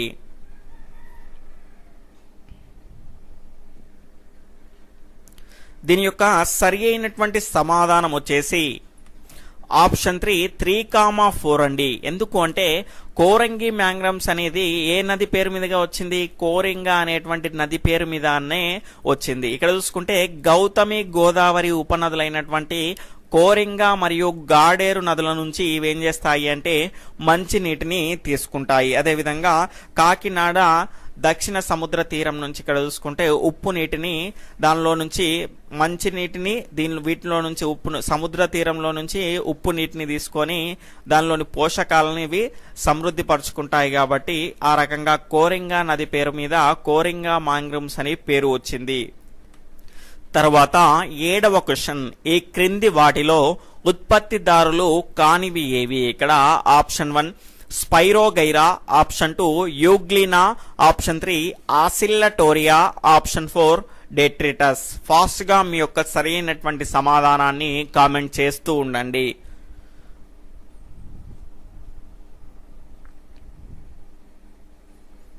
ఇక్కడ దీని యొక్క సరైనటువంటి సమాధానం వచ్చేసి ఆప్షన్ 4 డెట్రిటస్ అండి. ఇక్కడ స్పైరోగైరా, యూగ్లినా, తర్వాత ఆసిల్లటోరియా ఇవన్నీ కూడా ఉత్పత్తిదారులు. సూర్యరశ్మిని ఉపయోగించుకొని ఇవి ఏం చేస్తాయి అంటే మనకు ఆహారాన్ని వాటంతట అవే ఆహారాన్ని తయారు చేసుకుంటాయి. కాబట్టి వాటిని ఏమంటారు అంటే ఉత్పత్తిదారులు, ప్రొడ్యూసర్స్ అంటారు. డెట్రిటస్ అనేది ఇది ఒక బ్యాక్టీరియా అయినటువంటి విచ్ఛిన్నకారి. కాబట్టి ఇది విచ్ఛిన్నకారిగా మనం చెప్పుకోవచ్చు. కాబట్టి ఉత్పత్తిదారుల్లో లేనిది వచ్చేసి ఆప్షన్ 4 డెట్రిటస్. తర్వాత 8వ క్వశ్చన్ వచ్చేసి పునరుత్పత్తిదారులు అని వేటిని అంటారు? ఇక్కడ option 1 consumers, option 2 producers, option 3 decomposers, option 4 carnivores. Fast గా మీ యొక్క సరి అయినటువంటి సమాధానాన్ని కామెంట్ చేస్తూ ఉండండి. ఇంకా ఎవరైనా కొత్తగా మన ఛానల్ని చూస్తూ ఉన్నట్లయితే తప్పకుండా సబ్స్క్రైబ్ చేసుకొని పక్కనటువంటి ఆల్ నోటిఫికేషన్ బెల్ ఐకాన్ని క్లిక్ చేయండి.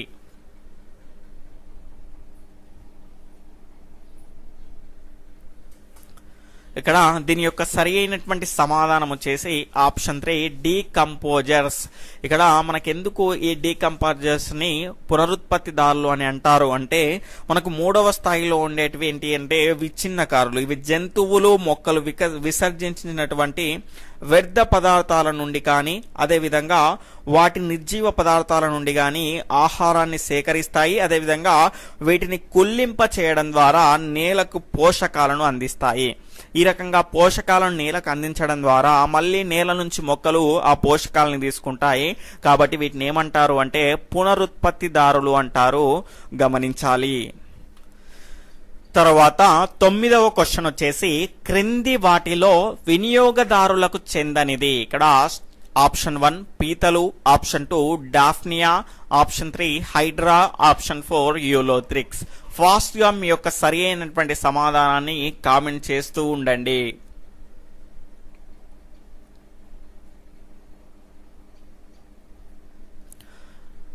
ఇక్కడ దీని యొక్క సరి అయినటువంటి సమాధానం వచ్చేసి ఆప్షన్ 4 యూలోథ్రిక్స్ అండి. ఇక్కడ పీతలు, డాఫ్నియా, తర్వాత హైడ్రా ఇవన్నీ కూడా వినియోగదారులకు చెందినవి.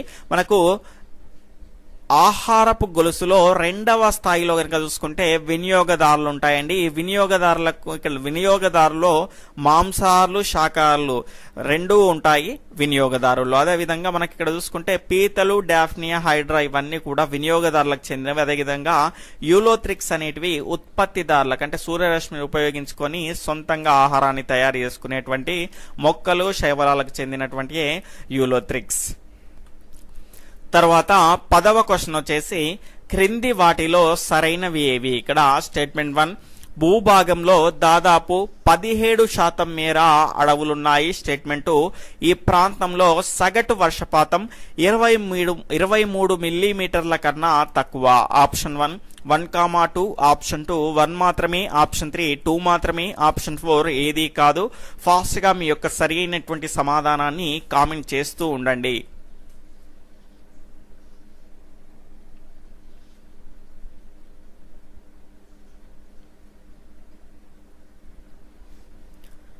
ఇక్కడ దీని యొక్క సరి అయినటువంటి సమాధానం వచ్చేసి ఆప్షన్ 4 ఏది కాదు అండి. ఎందుకు అంటే మనకి ఇక్కడ జాగ్రత్తగా గమనిస్తే గనక భూభాగంలో దాదాపుగా 17% ఉన్నవి ఏంటి అంటే అడవులు కాదండి, ఎడారులు ఉన్నాయి. ఈ ఎడారి ప్రాంతంలో సగటు వర్షపాతం ఎంత ఉంటుంది అంటే 23 మిల్లీమీటర్ల కన్నా తక్కువగా ఉంటుంది. అంటే మనకి ఇక్కడ చూసుకుంటే ఇది స్టేట్మెంట్ రాంగ్ అయింది కాబట్టి ఈ స్టేట్మెంట్ కూడా రాంగ్ అవుతుంది, గమనించాలి. తర్వాత 11వ క్వశ్చన్ వచ్చేసి ఎడారుల్లో కనిపించే కాక్టస్ అనేది దేనికి చెందినది. ఇక్కడ స్టేట్మెంట్ 1 ఉత్పత్తిదారులు, స్టేట్మెంట్ 2 వినియోగదారులు, స్టేట్మెంట్ 3 విచ్ఛిన్నకారులు, స్టేట్మెంట్ 4 వచ్చేసి నిర్జీవ అంశాలు. ఇక్కడ దీని యొక్క సరైనటువంటి సమాధానాన్ని ఫాస్ట్ గా కామెంట్ చేస్తూ ఉండండి.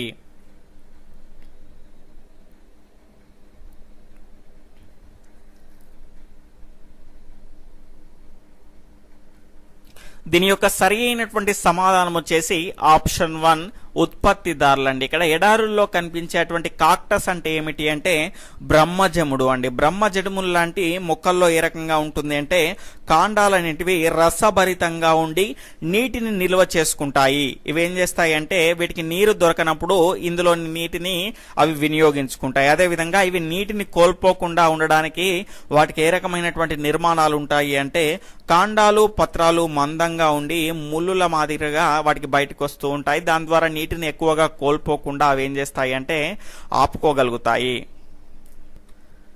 తరువాత 12వ క్వశ్చన్ వచ్చేసి ఈ క్రింది వాటిలో సరికానిది ఏది. ఇక్కడ మనకి ఇక్కడ జాగ్రత్తగా గమనిస్తే స్టేట్మెంట్ 1 సౌరశక్తిలో దాదాపు 57% వాతావరణంలో శోషించబడుతుంది. స్టేట్మెంట్ 2 46% సౌరశక్తి భూమిని నీటిని వేడి చేయడానికి ఉపయోగపడుతుంది. తర్వాత 3వది దాదాపు 8% సౌరశక్తి మొక్కలకు చేరును. తర్వాత స్టేట్మెంట్ 4 వచ్చేసి 80 నుంచి 85% సౌరశక్తిని మొక్కలు శోషిస్తాయి. ఇక్కడ సరి కానిది ఏది అనడం జరిగింది. ఫాస్ట్ గా మీ యొక్క సరి అయినటువంటి సమాధానాన్ని కామెంట్ చేస్తూ ఉండండి.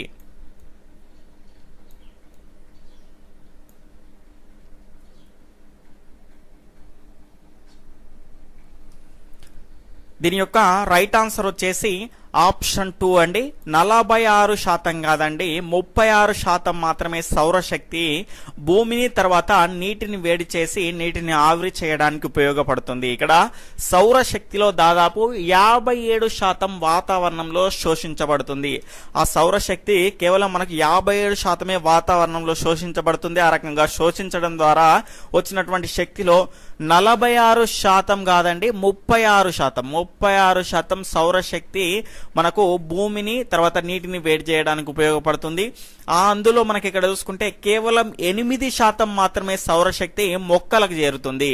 తర్వాత ఆ చేరినటువంటి ఈ 8%లోనే ఈ 8%లో 100% కాకుండా 80 నుంచి 85% సౌరశక్తిని మొక్కలు శోషిస్తాయంటే వినియోగించుకుంటాయి. తర్వాత అందులో కేవలం 50% సౌరశక్తిని సూర్యరశ్మిని ఉపయోగించుకొని మాత్రమే ఇవి కిరణజన్య సంయోజక క్రియ జరుపుతాయి, గమనించాలి. అంటే ఇక్కడ మనకు ఇవి పొందినటువంటి 8%లో మనకు కేవలం 80 నుంచి 85% సౌరశక్తిని మొక్కలు శోషిస్తాయి. ఆ రకంగా శోషించిన దానిలో కూడా కేవలం 50% మాత్రమే కిరణజన్య సంయోజక క్రియకు ఉపయోగపడుతుంది.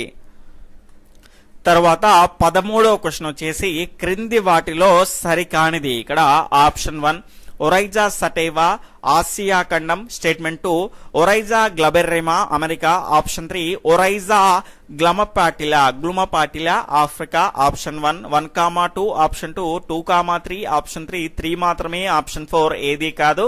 ఇవాళ కొంత అనీజీగా ఉందండి. ఒకవేళ రేపు కొంచెం ఏదైనా ఇబ్బంది అనిపిస్తే గనక రేపు లైవ్ టెస్ట్ అనేది ఉండదు. ఎల్లుండి మీకు పూర్తిగా కంప్లీట్ అయిపోతుంది 8th క్లాస్ బయాలజీ అనేది. ఆ రకంగా కండక్ట్ చేస్తాను, గమనించాలి. ఇక్కడ చూసుకుంటే సరి కానిది ఏది అనడం జరిగింది. ఇక్కడ ఆప్షన్ 1 1,2 మాత్రమే. ఆప్షన్ 2 2,3 మాత్రమే. ఆప్షన్ 3 మాత్రమే. ఆప్షన్ 4 ఏది కాదు. ఫాస్ట్ గా మీ యొక్క సరైనటువంటి సమాధానాన్ని కామెంట్ చేస్తూ ఉండండి.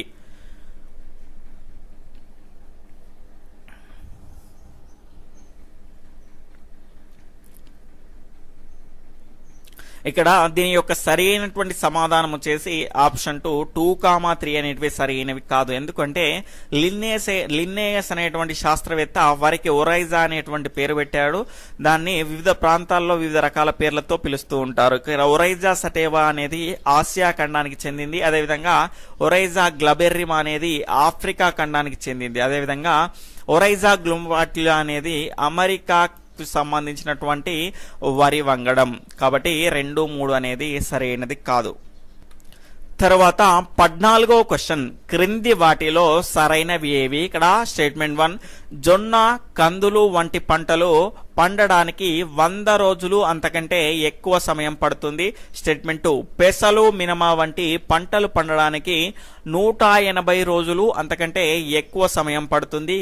ఇక్కడ ఆప్షన్ 1 1,2 మాత్రమే. ఆప్షన్ 2 1 మాత్రమే. ఆప్షన్ 3 2 మాత్రమే. ఆప్షన్ 4 ఏది కాదు. ఫాస్ట్ గా మీ యొక్క సరైనటువంటి సమాధానాన్ని కామెంట్ చేస్తూ ఉండండి.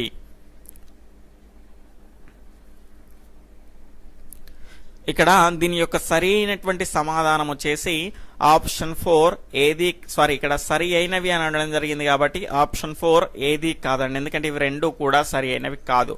ఎందుకు అంటే జొన్న కందులు వంటి పంటలు పండడానికి 180 రోజులు అంతకంటే ఎక్కువగా పడుతుంది కాబట్టి వాటిని ఏమంటారు అంటే దీర్ఘకాల పంటలు అంటారు. తర్వాత పెసలు మినమ వంటి పంటలు పండడానికి 100 లేదా అంతకంటే ఎక్కువ రోజులు పడుతుంది కాబట్టి వీటిని ఏమంటారంటే స్వల్పకాల పంటలు అని అంటారు, గమనించాలి.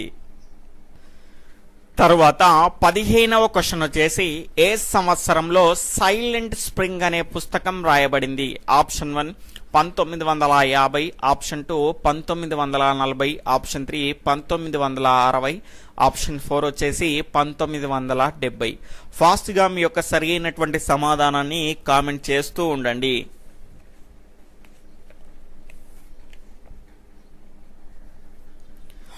ఇక్కడ దీని యొక్క సరి అయినటువంటి సమాధానం వచ్చేసి ఆప్షన్ 3 1960లో మనకి ఇక్కడ రేచల్ కార్సన్ అనేటువంటి రచయిత్రి కీటక నాశనల వల్ల కలిగేటువంటి దుష్ఫలితాలపై సైలెంట్ స్ప్రింగ్ అనేటువంటి పుస్తకాన్ని రాసింది. ఇది ఆ కీటక నాశనలను మన పెస్టిసైడ్స్ ని మనం ఉపయోగించడం ద్వారా ఏమవుతుంది అంటే వాటిని చేపలు తినడం, చేపల్ని పక్షులు తినడం, దాని తర్వాత వాటి ద్వారా ఈ రకమైనటువంటి కీటక నాశనలు అనేవి వాటిలో చేరేసి గుడ్డు యొక్క పెంకు అనేది ఏమవుతుంది అంటే పల్చబడుతుంది. ఆ రకంగా పల్చబడడం ద్వారా ఏమవుతుంది అంటే అది పొదగడం అనేది పూర్తి కాకముందే ఆ గుడ్డు అనేది పగిలిపోతుంది. కాబట్టి ఆ రకమైనటువంటి నష్టాలు అనేటివి చాలా ఉన్నాయని ఈ సైలెంట్ స్ప్రింగ్ అనేటువంటి బుక్ ద్వారా ఆమె తెలియజేసింది. తర్వాత 16వ క్వశ్చన్ వచ్చేసి డిడిటి యొక్క పూర్తి అబ్రివేషన్ ఏమిటి? Option 1 dichloro diphenyl tetrachloromethane. Statement 2 dichloro diphenyl trichloroethane. Statement 3 dichloro diphenyl tetrachloroethane. Statement 4 dichloro diphenyl trichloromethane. Fast గా మీ యొక్క సరి అయినటువంటి సమాధానాన్ని కామెంట్ చేస్తూ ఉండండి. ఇంకా ఎవరైనా వీడియోని లైక్ చేయకపోతే తప్పకుండా లైక్ చేయండి. ఎవరైనా కొత్తగా చూస్తూ ఉన్నట్లయితే సబ్స్క్రైబ్ చేసుకుని పక్కనటువంటి ఆల్ నోటిఫికేషన్ బెల్ ఐకాన్ని క్లిక్ చేయండి.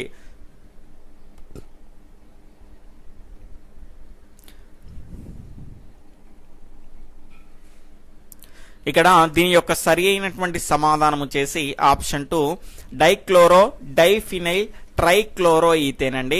డిడిటి యొక్క పూర్తి అబ్రివేషన్ ఏంటి అంటే డైక్లోరో డైఫినైల్ ట్రైక్లోరోఈథేన్. తర్వాత 17వ క్వశ్చన్ వచ్చేసి క్రింది వాటిలో సరైనవి ఏవి? ఇక్కడ స్టేట్మెంట్ 1 గోధుమ దీర్ఘకాల రాత్రి పంట. స్టేట్మెంట్ 2 మొక్కజొన్న పత్తి పంట స్వల్పకాల రాత్రి పంట. ఆప్షన్ 1 1,2, ఆప్షన్ 2 1 మాత్రమే, ఆప్షన్ 3 2 మాత్రమే, ఆప్షన్ 4 ఏది కాదు. ఫాస్ట్ గా మీ యొక్క సరి అయినటువంటి సమాధానాన్ని కామెంట్ చేస్తూ ఉండండి.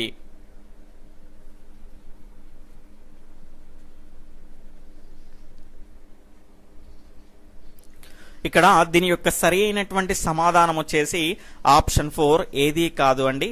ఎందుకు అంటే మనకి ఇక్కడ గోధుమ అనేది స్వల్ప రాత్రి కాల పంట, అదేవిధంగా మొక్కజొన్న పత్తి అనేది దీర్ఘకాల రాత్రి పంట. ఈ స్వల్పకాల రాత్రి పంట దీర్ఘకాల రాత్రి పంట అంటే ఏంటో చూద్దాం. ఇక్కడ గోధుమలు ఏ రకంగా ఉంటాయి అంటే స్వల్పకాల రాత్రి ఉన్నప్పుడు పండుతాయి. ఎందుకు అంటే గోధుమ గింజ అనేది పెరగడానికి అభివృద్ధి కావడానికి ఏం అవసరము అంటే దానికి తగినంత వేడి అనేది కావాలి. కాబట్టి దానికి రాత్రికాల సమయం అనేది ఎలా ఉండాలి? తక్కువగా ఉండాలి. అంటే కొన్ని మొక్కలు అనేటివి ఏ రకంగా ఉంటాయంటే రాత్రికాల సమయం అనేది 12:30 గంటల కంటే ఎక్కువగా ఉన్నప్పుడు పుష్పిస్తాయి, కొన్ని ఏమో 12:30 గంటల కంటే తక్కువగా ఉన్నప్పుడు పుష్పిస్తాయి. మనకి ఇక్కడ చూసుకుంటే రాత్రికాల సమయం అనేది మనకు తక్కువగా ఉండాలి. రాత్రికాల సమయం తక్కువగా ఉన్నప్పుడు ఏం మనకు పంటలు పండుతాయి అంటే గోధుమ లాంటి పంటలు పండుతాయి. ఎందుకంటే దానికి వేడి అనేది ఎక్కువగా అవసరం కాబట్టి. రాత్రికాల సమయం అనేది తక్కువగా ఉన్నప్పుడు మనకి ఏం పండుతాయి, ఎక్కువగా ఉన్నప్పుడు ఏం పండుతాయి అంటే మొక్కజొన్న మరియు పత్తి లాంటి పంటలు అనేటివి పండుతాయి, గమనించాలి. తర్వాత 18వ క్వశ్చన్ వచ్చేసి క్రింది వాటిలో సరైనవి. ఇక్కడ స్టేట్మెంట్ 1 మిసోలిథిక్ యుగము. స్టేట్మెంట్ 2 ఇక్కడ కొంచెం క్వశ్చన్ అనేది మిస్ అయిందండి. మనకి ఇక్కడ వరి పంట ఆనవాళ్ళు అనేటివి, ఇక్కడ క్వశ్చన్ మాన్యువల్ గా చెప్తున్నాను, వరి పంట ఆనవాళ్ళు అనేటివి ఏ కాలాల్లో చూడొచ్చు? వరి పంట యొక్క ఆనవాళ్ళు అనేటివి ఏ కాలాల్లో చూడొచ్చు? ఆప్షన్ 1 మిసోలిథిక్ యుగం. స్టేట్మెంట్ 2 హరప్పా నాగరికత. ఇక్కడ ఆప్షన్ 3 వచ్చేసి ప్రికేంబ్రియన్ యుగం. ఆప్షన్ 4 వచ్చేసి 1 and 2. ఫాస్ట్ గా మీ యొక్క సరి అయినటువంటి సమాధానాన్ని కామెంట్ చేస్తూ ఉండండి. వరి యొక్క ఆనవాళ్ళు పూర్వం ఏ కాలాల్లో చూడొచ్చు?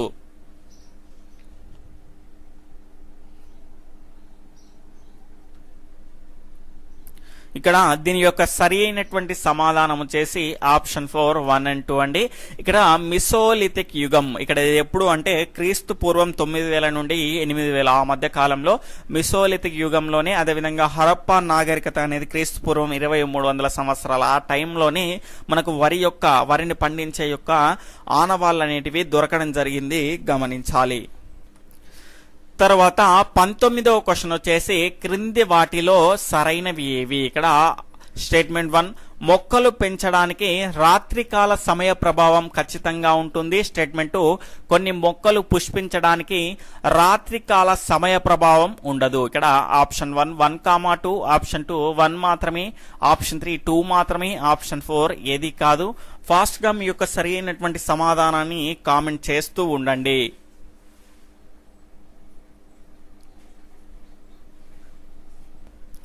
దీని యొక్క సరైనటువంటి సమాధానం వచ్చేసి ఆప్షన్ 3 2 మాత్రమే అండి. ఇక్కడ మొక్కలు పెంచడానికి రాత్రికాల సమయ ప్రభావం ఖచ్చితంగా ఉంటుంది అన్నాము. ఇక్కడ అన్ని మొక్కలు కాదండి, కొన్ని అంటే మాత్రం ఇది సరైనది అయ్యేది. మనకు ఉదాహరణకి ఇక్కడ చూసుకుంటే సోయాబీన్ మొక్కలు, సోయా చిక్కుడు మొక్కల్ని కనుక చూసుకుంటే అవి రాత్రికాల సమయం పైన రాత్రికాల సమయం పైన ఆధారపడకుండా సంవత్సరం మొత్తం కూడా అవి పుష్పిస్తూనే ఉంటాయి. కాబట్టి అలాంటి ప్రభావం అనేది అన్ని మొక్కలకు ఉండదు, కొన్ని మొక్కలకు మాత్రమే ఉంటుంది. కాబట్టి కొన్ని మొక్కలు పుష్పించడానికి రాత్రికాల సమయ ప్రభావం ఉండదు అనేది ఖచ్చితంగా సరి అయినది అవుతుంది. కాబట్టి 2 మాత్రమే సరి అయినది.